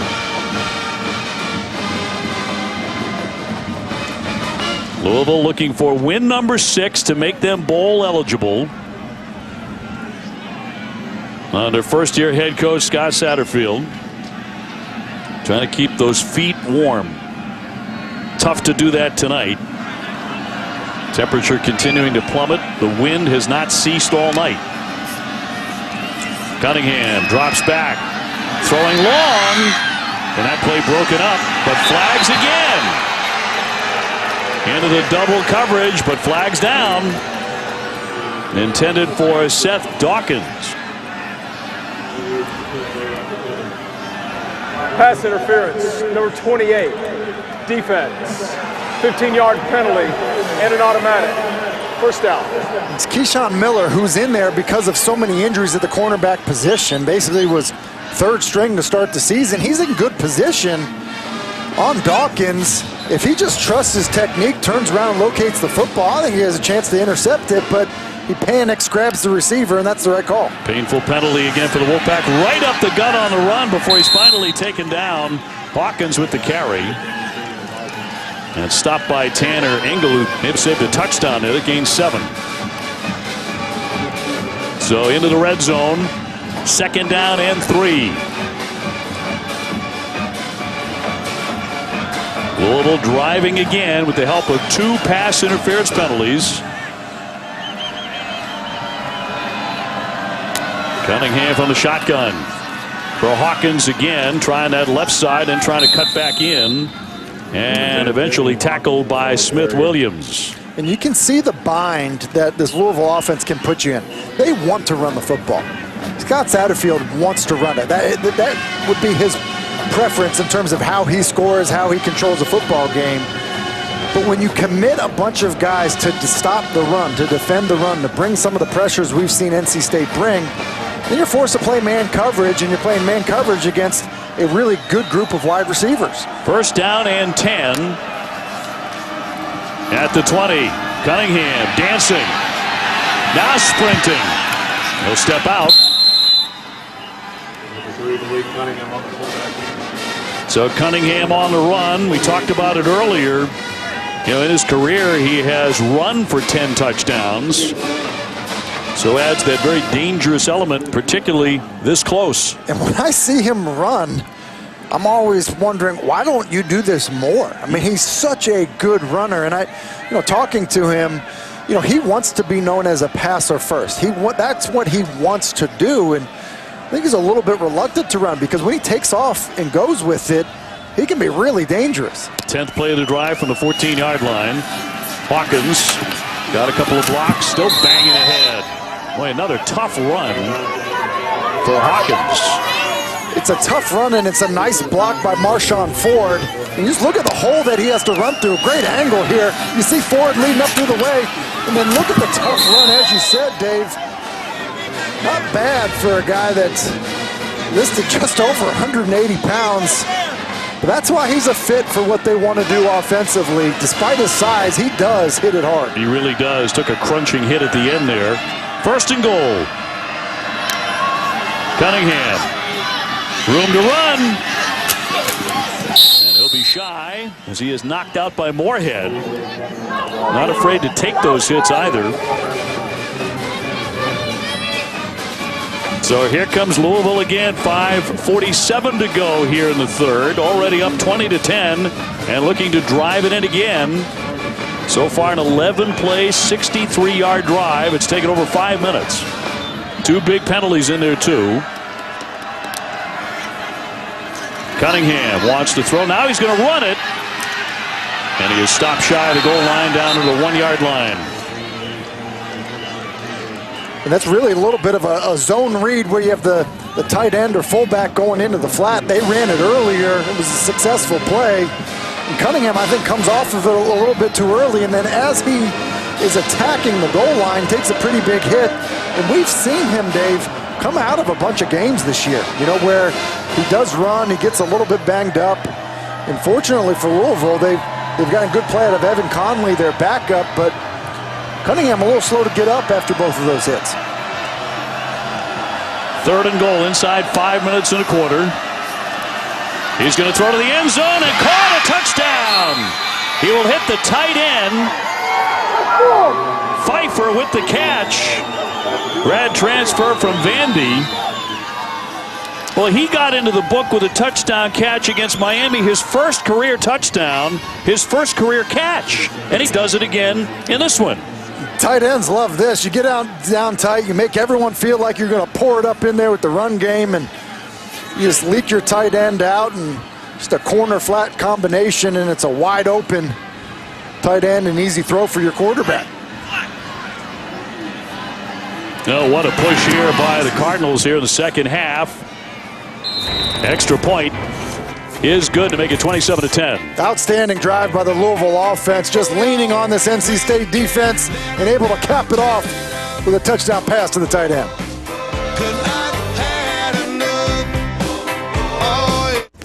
Syracuse, Louisville, next Saturday at 4.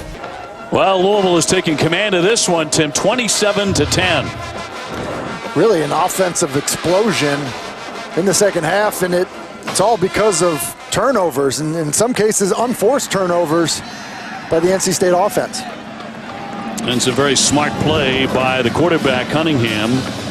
And how about Ian Pfeiffer, who's a former offensive lineman at Vandy? He said, to heck with that, I want to catch footballs now. graduate transfer. He comes to Louisville. He's caught 2 passes in his career, both for touchdowns.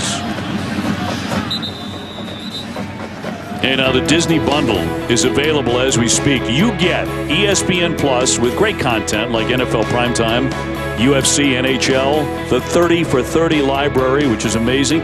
And you get Disney Plus and Hulu. It's an amazing package of movies, sports, and shows. Go to ESPNplus.com right now to sign up. That is a good deal right there, Dave. Terrific package. You get all 3 for just $12.99 per month. NC State attempting to answer. They have really been punched in the mouth here by the Louisville Cardinals. Larry back to throw, had time, got that one off and complete for a very short gain. They wanted a lot more than that on a completion to Carter, but he was tackled after a 4-yard pickup. So that'll bring up 2nd down and 6. So coming up in the last 4 minutes of the 3rd.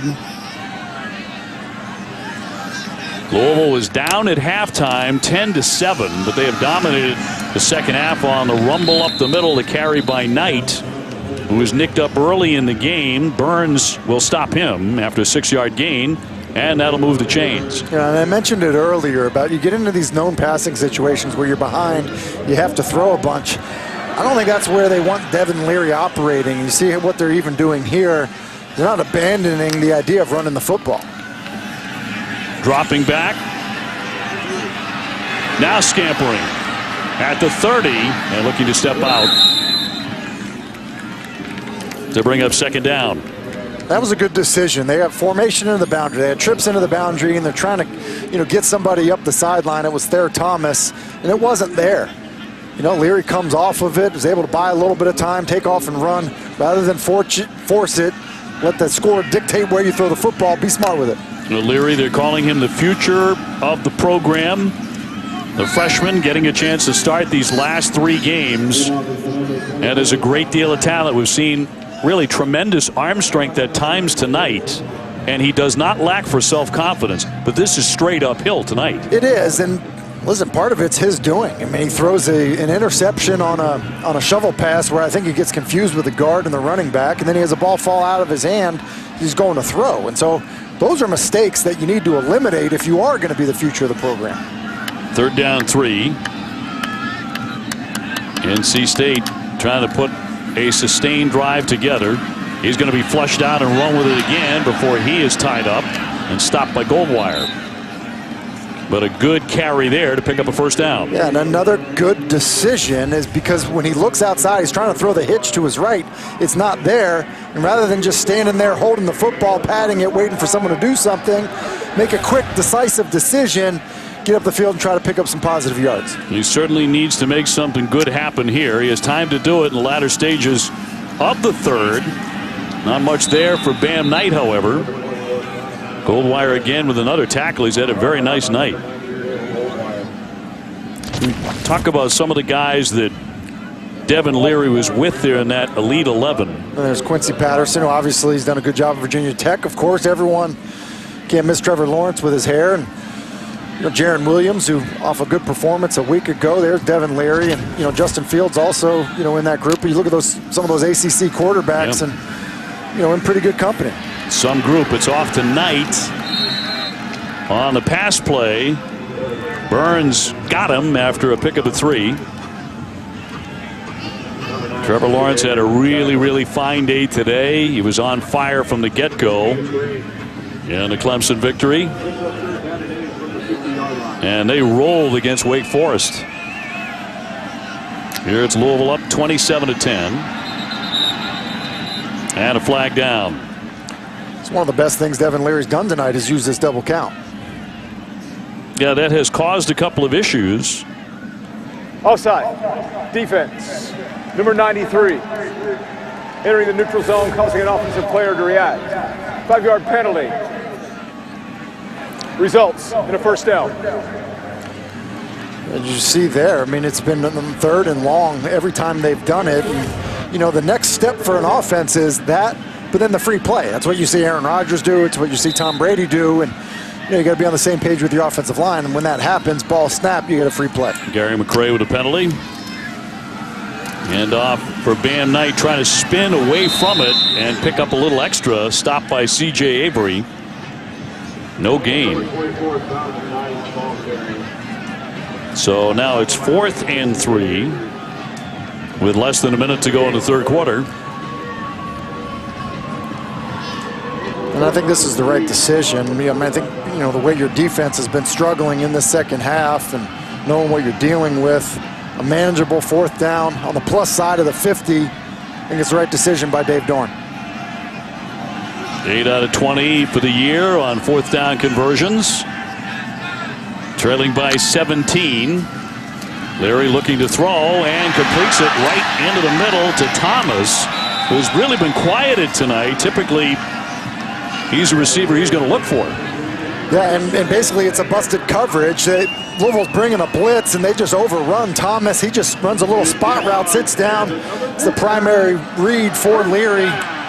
Good quick decision, and now this offense can get into a rhythm. Pick up a 1st down. That's going to be the end of the third quarter here in Raleigh, where you score Louisville 27 and NC State 10.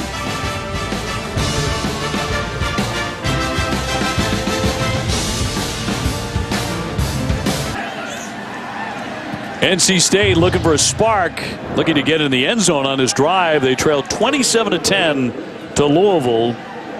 Very impressive third quarter by the Cardinals. And here comes the 10th play of the drive for the Wolfpack as we get the 4th underway. Ricky Person now the running back for NC State. He'll have the football.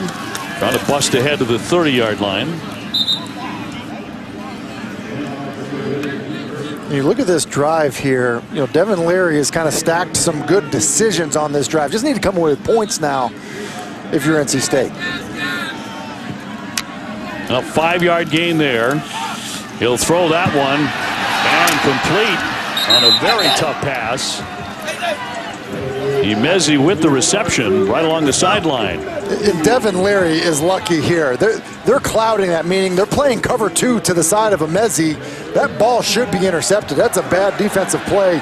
Should not be thrown, and he's really fortunate that Anthony Johnson didn't make the play. Gain of 14. From the shotgun back to throw. Throwing to an open receiver and a touchdown to Person. And they are right back in the game. A 16-yard touchdown reception by Ricky Person. And look at what happens here. They run a fake screen here, and then they run up the rail, and it's going to get the influence of the defenders to that screen. Look at them pursue it, and that's what gets Person so wide open. Really cool play design. Good job of protecting long enough for it to develop and get off, but the fake go screen is what springs Person out of the backfield. Done for the extra point to make this a 10-point game, and he nails it to make it 27-17. And NC State needed exactly this. Good decisions by the quarterback. Cap it off with some points as Leary's able to find Person for the touchdown.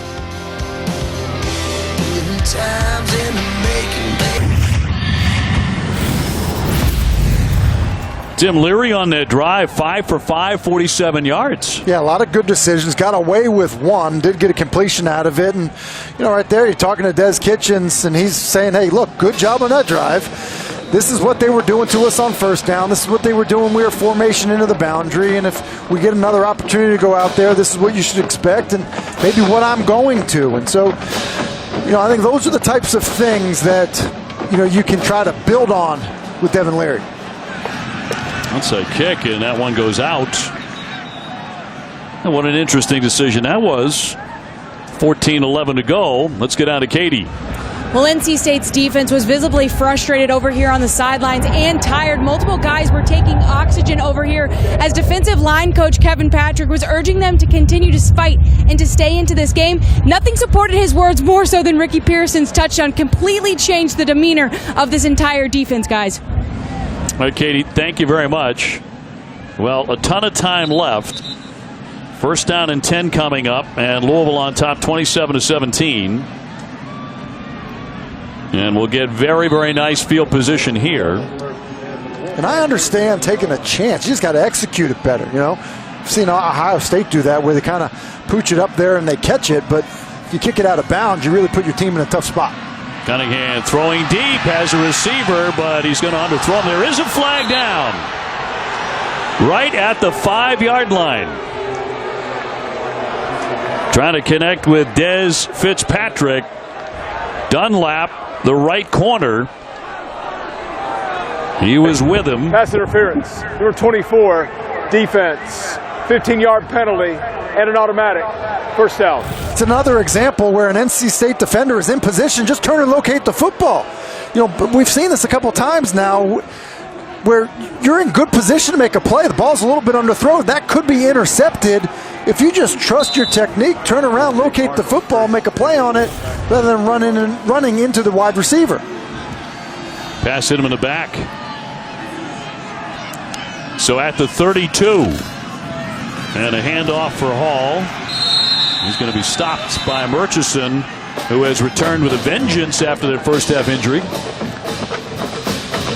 I think NC State's done a nice job of defending the run tonight. I mean, and the guys up front, Murchison in particular, done a really good job of fighting off of blocks. We've seen Smith Williams do it, and I think that's, you know, one of the reasons they've been able to hang in here. You just look at the rush offense for Louisville, a team that's done an excellent job of running the ball all year long.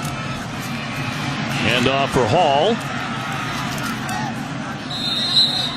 And picks up a couple of yards in that carry, a gain of 3 actually. And by the way, how good does that look? I mean, if I could do it, Dave, I would. That is Brock Miller with all that hair. Throw it while you got it. Or I should say Drake Thomas with all that hair. 3rd down and 7. Coming up on 13 minutes to go here in the 4th.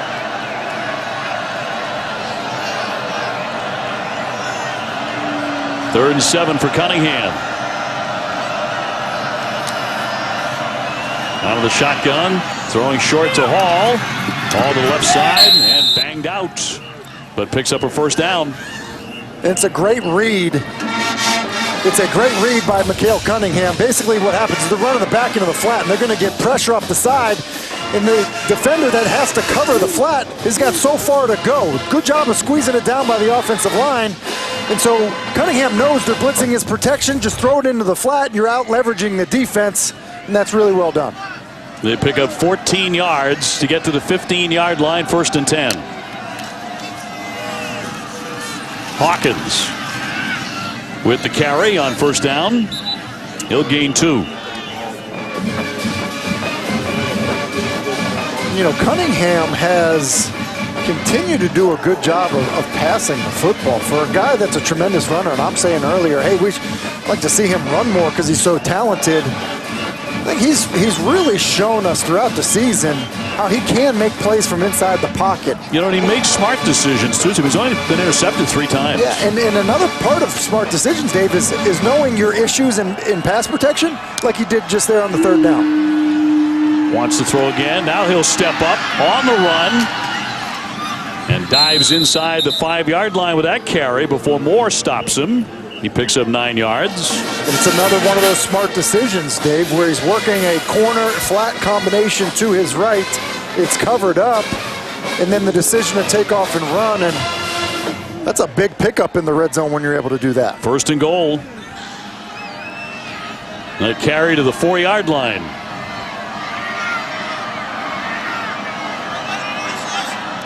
Louisville banging on that door again. All the tailback. And nothing developing over that right side on that carry. In fact, it loses 1 yard. Martin with the tackle. 2nd down and goal. And if you're NC State, don't you think you have to find Pfeiffer? Well, you have to find him. 2 catches for 2 touchdowns. Look for number 89. His percentage is pretty good. I do think we're going to get some play action here out of this Louisville offense. They haven't had the success they traditionally have with the run game, but the play action game has been very good. 10.5 to go. Cunningham looking for a block. He spins, and again they're going to lose ground. Dunlap in pursuit. That lost 2 yards. It's amazing he didn't lose more because the penetration, the defenders in the backfield before he's able to let that play develop. They're just trying to run an option to the left, and Cunningham does a good job of fighting forward. Now James Smith-Williams is down for NC State. At least he's up on a knee. We'll be back with more in a moment. Well, Louisville back at it with their explosive plays, and they have been amazing on third down tonight. Incredible, and part of it's been the quarterback has done a great job on third down, but it's been big plays, it's been turnovers. That's really been the story of the game, and helped that Louisville offense get back on track. 8 out of 12 on third down, facing one here on 3rd and goal at the 7-yard line. And on top by 10. And particularly on third down in the second half, they've been just absolutely golden. About 10 minutes to go. Wolfpack facing a huge stop as they try and stay in the game. And a snap to Cunningham. They come after him. He'll loft it to the end zone, but short. Incomplete. Good pressure there by Harris. Shaquille Harris, the free safety. Yeah, and he's putting pressure on the quarterback because it's all-out blitz again. NC State decided to heat him up, and basically they timed the pressure up again. Now Cunningham saw it, was aware of it, and as a quarterback, you need to just drift, give ground, give yourself a split second more to be able to throw the football, and he just can't get enough on it to Ford. Excuse me, that's not Ford, but Davis, who's wide open in the end zone. Ryan Chalafuan from 25 yards for the field goal. And he'll fake it. On the move, he's going to throw for the end zone and caught. And a touchdown. It's Ford again. What a play here by Louisville. They have a couple of those tonight to make Satterfield smile and open up a 33-17 lead. And this may be the best throw by a kicker that I have ever seen. It's covered up. Draw the defense to you. Ford basically bounces off running the corner route, takes the hit. Pat McAfee is going crazy somewhere right now with that. Are you kidding me? How about that? Ingle with the pressure and with the hit, but he got it off in time. And now he's going to kick the point after the touchdown pass. Pretty remarkable. Trying to make it 34-17, and he drills it.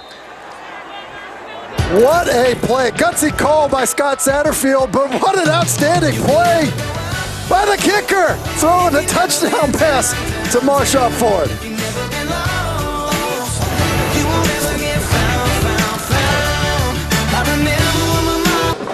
Welcome back to ACC Network Primetime Football presented by Geico. Louisville on top 34-17. How about this? Ryan Chalafu, the backup kicker. They lost the regular kicker, Blanton Creaky, back in late October to a season-ending knee injury, a torn ACL. So Chalafu has yet to connect on a field goal. He missed one earlier, but he does have a touchdown pass now. Incredible. Probably going over to Scott Satterfield and say, hey, just listen, know my strengths. What a story that is.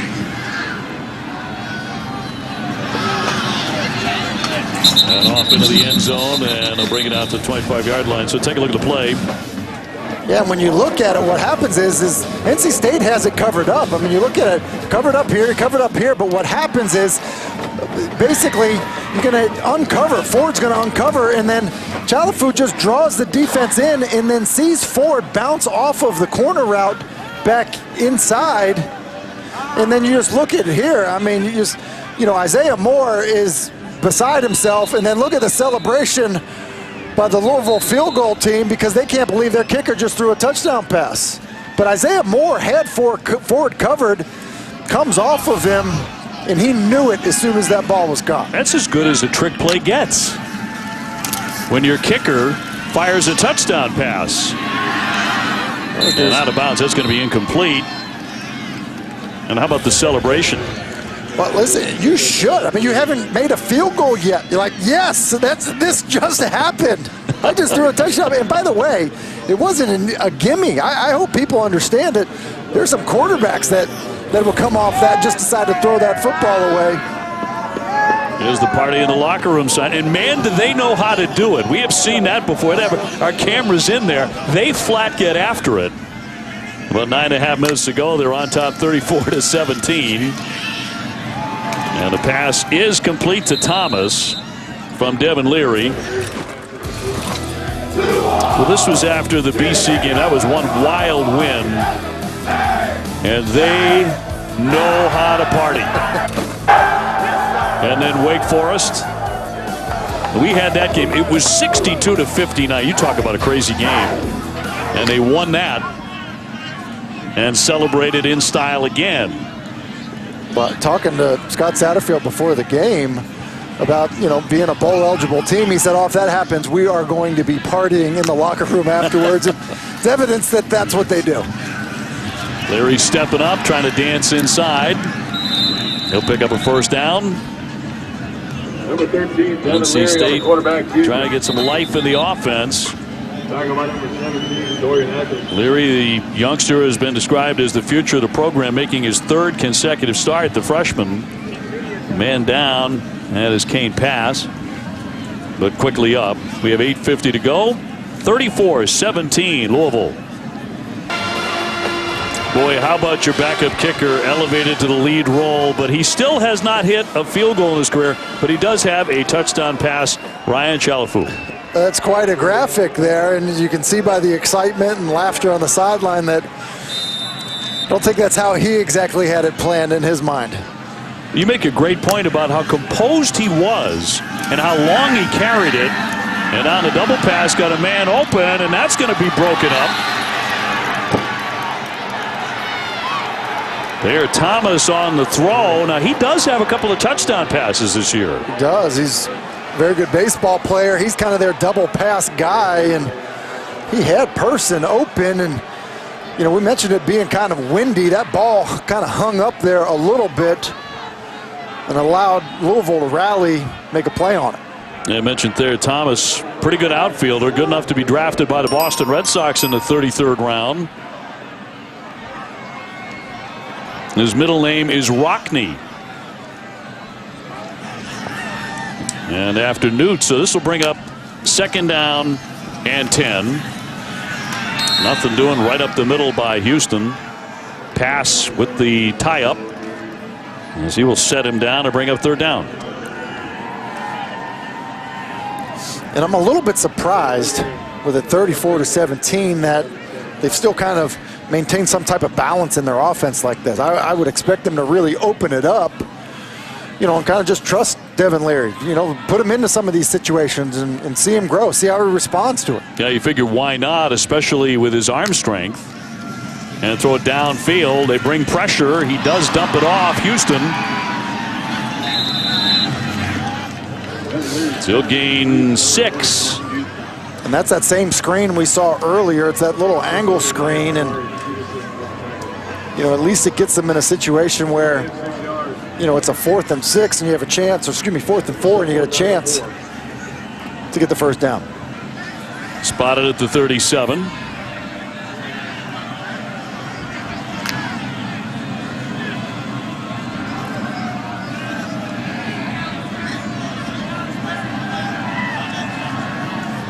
So 4th down and 4.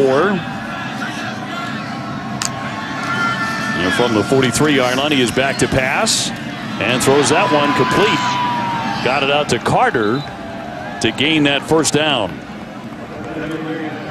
And I think for these guys now, NC State, get up and get into a rhythm. Get up and make it feel like you are pushing tempo in this situation. Because if you want to see how your young quarterback is going to grow and respond. And I think that in a 2-minute situation where you have nearly 7 minutes to do it, you're going to see a lot of different things and a lot of different opportunities for a young quarterback to grow. Under 7 to play here in Raleigh. First down and 10. On the scamper person. He had to come into the ball game fairly early when Bam Knight got nicked up for a while. And he and Houston and Knight have done most of the rushing this evening. Houston back in there at the back, second down and 8. 34-17 Louisville. Larry looking downfield. Now he's flushed out of there and down he goes. G.G. Robinson will get to him. I think Larry holds on to this ball a little bit too much. I think he gets confused as he's trying to work the seams, little switch route seam to his left, and you hold on to the football that long. And Fred Jackson is, gets beat inside. As a quarterback, after your second hitch at the top of your drop, it's time to either take off and run or get rid of the football. Larry taking his first sack, trying to avoid his second. He'll air it out, but that's incomplete. Over the head of Houston. So 4th and 10. And the punting unit will stay off the field with 5:39 to go.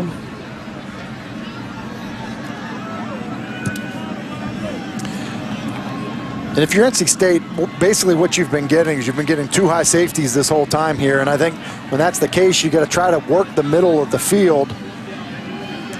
Would be the Thayer Thomas or Angeline, the tight end, the big target. Looking to throw right down the center. And a tough catch. Nicely done. Amika Amizi. Well, that's attack in the middle of the field, just a high-low, and Mezzi running the in-cut. Good timing. You see Angela, he's going to sit it down, and then there's the high-low. But that's the area that's open right now, getting soft coverage. He'll fire again, and the catch made by Thomas.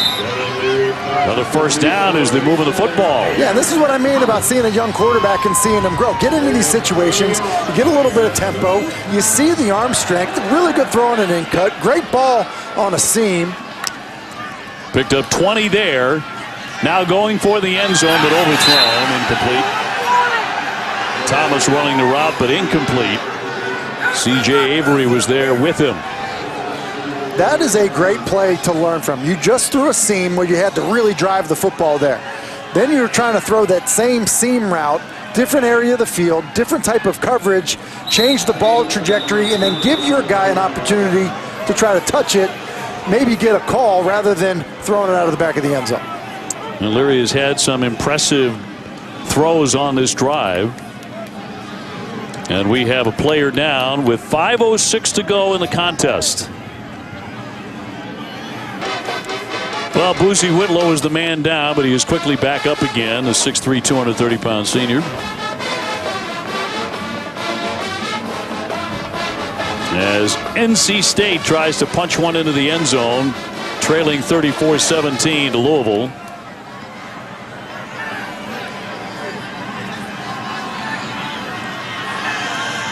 And Leary here from the 13-yard line. Second down and 10 for the Wolfpack. He throws short over the middle and it's broken up. Wanted Thomas again, but incomplete. To bring up third down and 10 and the 15th play of this drive forthcoming. Dave Dorn told us, David, said, this year of adversity is going to help us win a championship here. And I think it's moments like these where you kind of find the fight in your football team, and you also see, how young guys can get better. The red shirt freshman back to throw once again. He'll carry that one before he is upended right at the 10-yard line by Dorian Etheridge. So that play gains just 3 yards. Clock running, 4:42 to go. And the kicker, Christopher Dunn, on. Dunn, as mentioned, a finalist for the Place Kicker of the Year award. This attempt will be from 27 yards.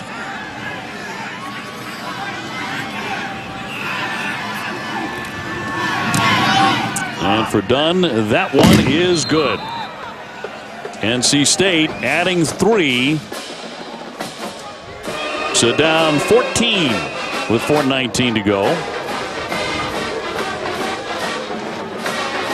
That's been a very nice night for Mikhail Cunningham, the quarterback for Louisville, who attended Park Crossing High School in Alabama. Was a 4-star recruit there. Chose Louisville over LSU, Georgia, Kentucky, and Purdue, among others. And of course, the name change, going by Mikhail instead of Malik, as of the week of his 21st birthday. Caught some people off guard, but the other thing that catches people off guard is some of the plays this guy makes. You know, in the pocket to Des Fitzpatrick. I think he's shown Scott Satterfield that he's probably a better and more accurate passer than maybe Satterfield thought coming into taking this job and being able to coach him. And it's been evidence tonight as you see that beautiful ball to Ford on the touchdown. And he's also a very good runner. He's a really, really good football player. And again, does not make many mistakes at all. Doesn't throw a ton, but his pass efficiency rating, number 5 in the nation coming into play tonight. And he's 13 out of 20, 242 yards and 4 touchdowns.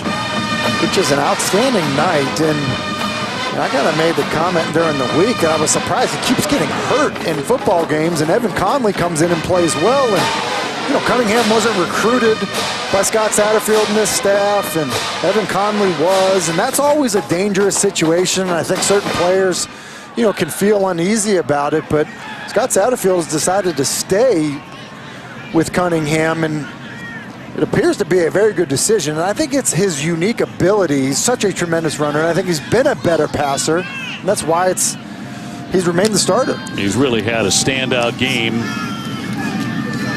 Trying to scamper to that right side is Hawkins. As the clock continues to run, approaching 4 minutes to go. And Louisville, fairly comfortable lead at this point, up 34-20. You know, we've talked a few times about Louisville becoming a bowl-eligible team and what that would mean for Scott Satterfield. And you think about what happens when, you know, you go to a bowl game, you get a bunch of extra practices. You think about for a first-year head coach to have the opportunity to practice for a couple extra months to get ready for a bowl game and evaluate your players, get them more familiar with your system. It's a big deal and a huge advantage. Straight ahead on the carry is Hawkins. Satterfield doing such a good job of knocking the sour taste out of everybody's mouths from last year. Well, and immediately, you know, talking to Dwayne Ledford, the offensive line coach, he said, you know, in the first meeting he had, about 4 minutes into the first team meeting, got a standing ovation from the players. And I think that however he's done it, he's won this team over quickly. And they're playing for him. They enjoy being around him. And there's Dwayne Ledford, who came from NC State and did a good job with an offensive line group here at NC State. He calls it the Band of Brothers, the guys that he coaches. And he's done an excellent job of just turning that offensive line play around for Louisville. And so I think the combination of these coaches has been really good. As you see the reunion for Dwayne Ledford, I think he was well liked by a lot of people. It'd be an upset, though, if a Louisville coach didn't grab somebody around the back of the neck, you know, and wrestle him probably to the ground. I think that's how they do it. And, you know, you think about some of the guys here. Garrett Bradbury, first-round draft pick of the Minnesota Vikings, was the center here for Dwayne Ledford at NC State, and he's done a good job coaching guys. And I think that, you know, he's inherited some pretty good players on that Louisville offensive line as well. NC State just took a timeout, and another carry, this time by Cunningham. And stopped by Smith Williams, who is the injured player. And he is not moving. 3:15 to go here. He wound up on top of Cunningham, who was the man with the football. And he's got an awful lot of people around him. James Smith Williams down too. Now Satterfield coming over. Well, I think for Satterfield, you know, he sees his quarterback Cunningham still on the ground. He doesn't know if Cunningham's in fact injured, but it's Cunningham can't get up because Smith Williams, you know, is on top of him. We're going to take a break, and we'll continue with more here in Raleigh in just a moment. Well, for NC State, their outstanding defensive end, 6'3", 265-pound senior, and he's a Raleigh product. James Smith Williams, really a vital run stopper for them. You can see the looks of concern because he went down and did not have the opportunity, Tim, on a replay that we saw to brace himself with his hands or any part of his body. So it kind of went down on the side of his head, on the side of his face. Yeah, and it's great to see him sitting up right there. You know, these are always tough situations, but you're exactly right, Dave. It just kind of was an awkward situation where he wasn't able to get his hand down, and that is great news. Because for a while there, yeah, we thought he was out. Yeah, and I think it made it because he wasn't able to brace his fall. I mean, his head hit the ground really hard, and that's fantastic to see. Because you look at it here, basically, as he's trying to tackle Cunningham, he can't get his right hand down, and then that's just his head slamming the ground really hard. And I think that, you know, Cunningham was trying to get up, and he was like, hey, get off me. But, you know, obviously, you know, Smith Williams wasn't necessarily responding at that point. And with the cart on the field, there is no better sign than to have James Smith Williams walking off the field under his own power. You said it, and signaling to the crowd here, as we mentioned, he's from Raleigh. This is his hometown. So friends and family to cheer him on tonight, and that was what that signal was intended for, along with the fans. He's a heck of a player, gets to wear that number 1, as Katie explained earlier. That's quite an honor. He is going to leave the field here in the final minutes with Louisville in front 34-20. And Cunningham also dragged down on a very tough tackle. So 3:15 to go here on a night that has seen some unusual events, including a place kicker firing a touchdown pass. The backup kicker, who's now the number 1 kicker for Louisville, on a terrific trick play on a fake kick, and it went for 6 on a touchdown pass. About as beautifully executed as you're ever going to see that play. I mean, I don't think I've ever seen anything like that before. And, you know, this game has the feel of, you know, Louisville basically having complete control over it. But, you know, as you see the fake here, I mean, this is what I mean about Chalafu covered up on the fake, but draws the defense in, takes a huge shot from Tanner Engel, and still throws a touchdown pass. Look at Scott Satterfield. I mean, I think he's like, wait a second, that's not how I drew it up, but it worked out. And but I will tell you what, you know, this game has the feel of it being completely lopsided. It's a 2-score game, and, you know, an opportunity to get the football back for NC State. Yep, still over 3 minutes to play. 4th down and 4.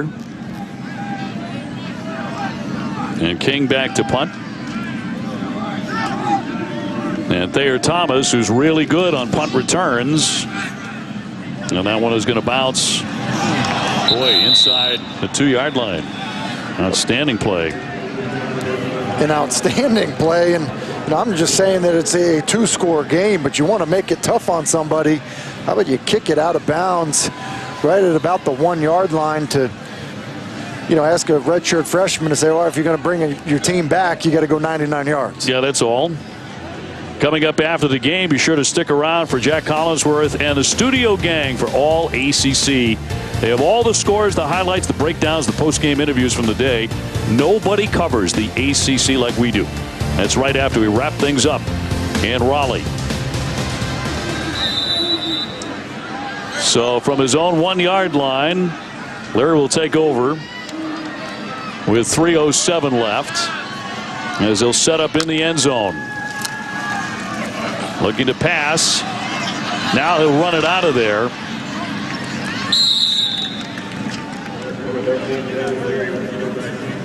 And you see the tempo he played with there. A lot of times as a quarterback, you do that when you drop back and you're in your own end zone. I think that's the tempo that he needs to play with inside the pocket on all areas of the field.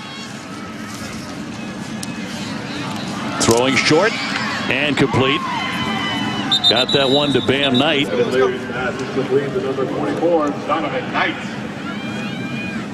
So first down and 10 as Leary moves it ahead. Trailing by 14. Leary back to throw again. Another short toss, bobbled and incomplete. Out of the hands of Bam Knight. You know, for as well as some things have gone for this Louisville team, I have to think Scott Satterfield's nervous at this situation. You look at the last 2 drives for NC State, 16 plays and a touchdown, 12 plays and a field goal. In his defense, Scott Satterfield's defense has been prone to giving up big plays. So these are kind of these situations where coaches can, never, ever really relax. Gave up 59 points at Wake Forest, gave up 52 at Miami, 39 to Boston College. Certainly been better tonight. That one rifled and batted away, incomplete. Slapped away by Etheridge, who's had a really solid night for the Louisville defense. So it'll bring up 3rd down and 10, a little over 2 minutes to go. NC State still with 1 timeout remaining. And 3rd and 10 for Leary.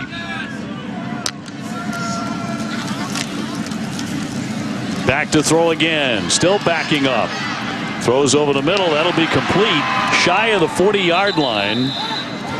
Emezi, and that goes for 21 yards. Yeah, they're trying to get that in cut that they hit earlier to Emezi, and it's not there. Leary holds onto the football, does a nice job of drifting back. Emezi bounces back off after, running the in cut just to uncover, and Leary does a nice job of finding him. Throwing right over the middle again as he dumps it off for Person. This is what I'm talking about with Leary, and this is why I think you can see your quarterback grow. Look at him. I mean, he's directing traffic, pointing to Emezi of where he wants him to go. And, the other thing that Leary's done a nice job on this drive is you're getting a lot of Tampa 2 coverage. You hear people say Tampa 2. That means the linebackers drop deep. Just go ahead and check it down to your back. Take the completion. You don't need to get it all back in one play. Thomas with the catch. That picks up 8 yards. Now Leary's got him on the move here. Under 90 seconds to play. And they're going to take him down, but there's going to be a face mask here. Big time on Goldwire. Reason for the flag with 1:25 to go. Yeah, and this is a personal foul. Face mask, number 90, defense. 15-yard penalty and an automatic first down. Boy, that looked ugly. Yeah, it looked really ugly. Good to see Leary pop up right away. And, the penalty actually, in some ways, it helped some substitutions for the Louisville defense. They were looking gassed. And, I think you just see the fight in this football team a little bit. I think it's somewhat representative of their head coach. And the fight Dave Dorn kind of instills in this team because, they're not necessarily going away quietly. Has the choice to start the clock on the snap or the ready. They will start it on the snap. Well, you said it at 3:15 to go. The game was not over. No, it certainly isn't. You get a big play here, and, you're still alive. And, again, I'll just go back to the issues that Louisville has had on the defensive side, giving up big plays. Leary got it off in time, throwing for the end zone, but incomplete. Wanted Devin Carter, but couldn't get it to him. 1:19 to play. And Louisville has continued to just, basically help their corners, play with 2 high safeties. In the middle of the field is the area that you need to attack. And so finding ways, whether it's Angeline, who's the big, 6'7" tight end, or whether it's there Thomas, who's done a nice job of working the middle, you have to find ways to do that. Leary to throw. Buying himself some time, and he's hit. Well, he releases the football. Flags are down, and he is 2 with 1:09 to go. And shaken up on the play. Monty Montgomery got to him. And take a look.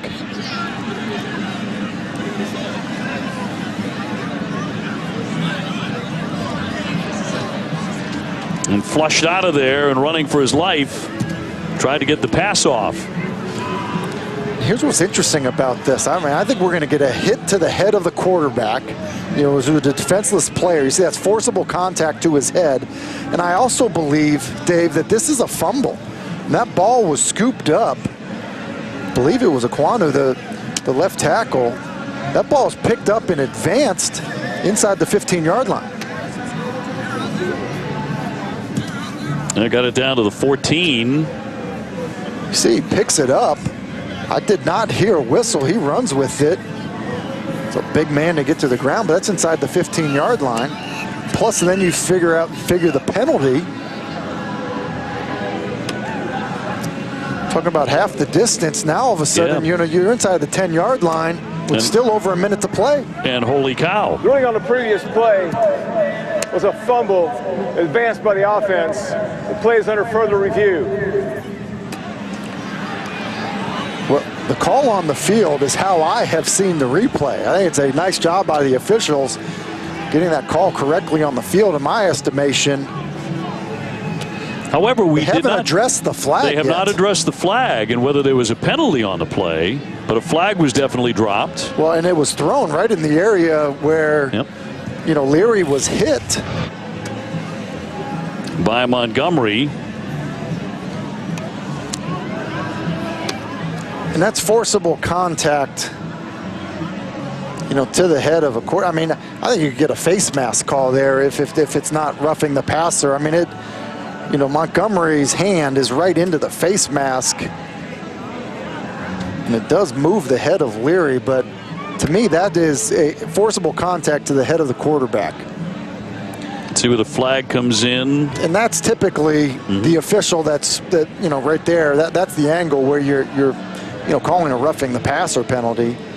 And it's a heads-up play by a true freshman left tackle, Aquanu, to pick the football up and keep playing. So let's see the explanation on this.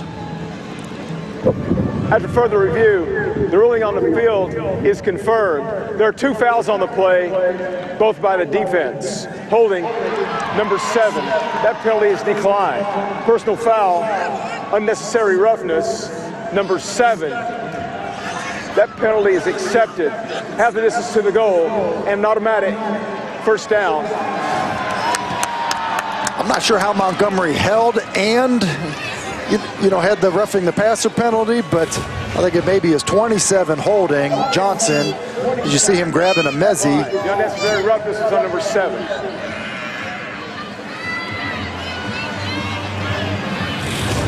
Yeah, and I think the officials get it right. I think they got it right, and now all of a sudden you're inside the 7-yard line. Your offense had a chance to regroup. Leary had some time to kind of compose himself after getting hit. So first down and goal, and a whistle. Ball on the 7-yard line. And another discussion.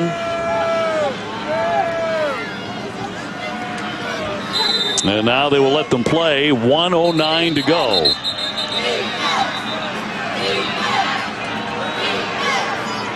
And another whistle. Well, I think the official was trying to explain something to Dave Dorn, and the head referee was trying to start play, but the officials weren't in position to go. So NC State with a pulse here. Leary rolling right. Looking for somebody, still looking. He's going to throw that one away. With 1:02 to go. Second and goal for the Wolfpack. Good decision there by Leary. I think they're trying to get a pick or a rub, try to get their Thomas open in the flat.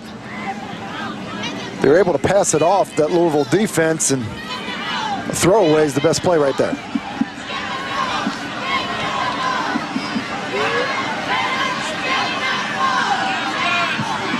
Wolfpack driving for that end zone. Good protection. Now he's going to try and run it. Takes a big hit around the 5-yard line. And Leary will get up. Got stuck by Gigi Robinson. Timeout, NC State. And NC Their State third and final will take their last This will be a timeout. 30-second timeout. And it's a 30-second timeout. And with the clock being an issue, wanting to save timeouts because obviously, you know, not being able to stop the clock because you don't have timeouts. You got to throw the football. You got 2 downs here to throw the football into the end zone. That's what you need to do. And you know, you think about this for Devin Leary. This drive, Dave, started on the 1-yard line. That's right after the outstanding punt to stick it at the 1-yard line. And here he is now, 3rd and goal with 55 seconds to play. He is 24 out of 42. And 2 touchdowns so far. And this is by far the best that he has played in any of his starts. And regardless of how this turns out, I think there's got to be some encouragement from what you've seen from Devin Leary. Big time, particularly on this drive for the freshman. Looking to throw again to the end zone, and that one's broken up. Etheridge busted it up. They wanted Devin Carter, but incomplete. And it's the right read. It's just not the right ball location. He's working a high low to his left, and then he's got Carter coming over the middle of the field. See, he starts to his left. You see the eyes? Then he gets back to exactly where he should go with the football. Just needs to be a foot out in front of Carter. Do or die here for Leary. Throwing for the end zone, and that one is going to be incomplete in the end zone. Imezi, the intended receiver, and a stop by Chandler Jones, the right corner. And that's one that I think NC State feels like Imezi has to make. I mean, it's one-on-one on Chandler Jones. Ball's put in a good spot, a little bit inside by Imezi, but big wide receiver, go up and muscle for the football. Chandler Jones, nice job of rallying there, making a play. Sophomore out of Miami, holding on to the ball to ice it. Louisville 34-20. With 45 seconds to play. And Louisville to pick up that all-important 6th win that makes them bowl eligible to go to 6-4. The players are saying it, we are going bowling. Kane pass with good little form there too. Bet he's a pretty good bowler. He looks it. But you see Satterfield though, he's like, okay, is he going to react to it? Yeah, okay. He's like, all right, they're going to totally relax just yet. But this has been an impressive turnaround. What he's been able to do, what the Louisville program has accomplished. 6th win of the year, bowl eligible, 9 of the last 10 years. But last season was an absolute disaster. It was right around this time they fired the head coach.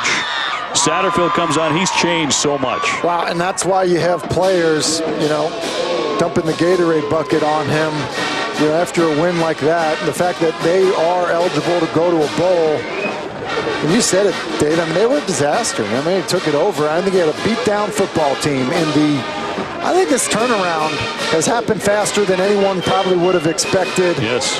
A lot of buy-in from his players, and it's a good job by Scott Satterfield and his entire coaching staff. You're taking over somebody else's team. You have a lot of convincing to do. But because of the staff he has, how tight-knit they are, as we mentioned, 6 of the coaches coming from App State along with Satterfield, and they get along so well, and they're tremendous teachers. Let's go down to Katie with Coach Satterfield. Thanks, Dave. Scott, this was the tale of 2 halves for your team. What impressed you about the way they started the 3rd quarter and how they just finished this game? Well, yeah, 3rd quarter was awesome. The guys came out and we hit a couple good throws and big-time plays by some wide receivers that we know are really good players. And Malik came back, played a lot better second half. We seemed to do better in the penalty realm, I think, in the second half. And, you know, just proud of our guys. I mean, it's awesome. You know, you get 6 wins and you get bowl eligibility now and a resilient bunch of guys. For you, you inherit a team that was 2-10 a year ago, and now you help lead them to a bowl. What does that mean to you to see the pure joy that's coming from these guys? I'm just proud of them, proud of our staff. It hadn't been easy. You know, a lot of these games come down to the end, but You know, we all know, we just said at the end of the season, we hope all the fruits of the labor would come to pass at the end. And to be able to be in this situation right now, we still got 2 games to play. We still got a lot of ball left. We want to continue to get better, but I'm proud of our guys. We know we're going to practice for 3 more weeks at the end of the season. Ryan misses his first PAT, and then you allow him to throw a touchdown pass. Is that exactly how you drew it up? That's awesome. We never gave him that look in practice. He had to go out there and stall a little bit and then throw it. I mean, what a big-time play. And then the best kick he's had was that extra point on that one. I guess he's fired up, We turned him loose. But, for him, that's a great story. Just last week was his first time playing, and then all of a sudden now he's throwing touchdown passes. I don't know what's next for him. Congratulations. Enjoy this. All right, thank you very much. All right, Katie. Thank you so much. Louisville with 14 points in the first 2.5 minutes of the third quarter, and they were down at halftime, Tim, but those 2.5 minutes flipped the game. It was an absolute offensive explosion, and it was because they took advantage of some unfortunate turnovers by the NC State offense, and he said it. Good plays by the quarterback and those talented wide receivers. Let's go back to Katie with the winning quarterback, Mr. Cunningham. Mikhail, a great night for you. The offense really started clicking, especially in that second half. Why was that? We just took some of those things from the first half and corrected them. I made a couple mistakes in the first half. I do want to give thanks to the O-line with Makai being down. Those guys stood up a lot, and Coach called some good plays, and we executed well in the second half. This win means you're going to go to a bowl game postseason. After the way things went last year, can you believe that right now? No, I really can't believe it. Since back in last January when those coaches came, and they just put all of that stuff that they brought with them and just instilled it into us. We can't wish for a better coaching staff than those guys. I know you had 4 touchdowns tonight. Are you at all concerned that Ryan is coming for your job after that touchdown pass we saw on the fake kick? No, Coach did say he's going to start practicing at quarterback this week, so I'm a little worried. Congratulations. Enjoy. Thank you so much. Yeah. Thank you. That young man had an outstanding night, didn't he? He really did, and you could see the fun that he's having playing with his new head coach. They are going bowling. Louisville with a big win on the road, 34-20 over NC State. For my partner, Tim Hasselbeck, and for Katie George and our entire crew, I'm Dave O'Brien. Thanks so much for joining us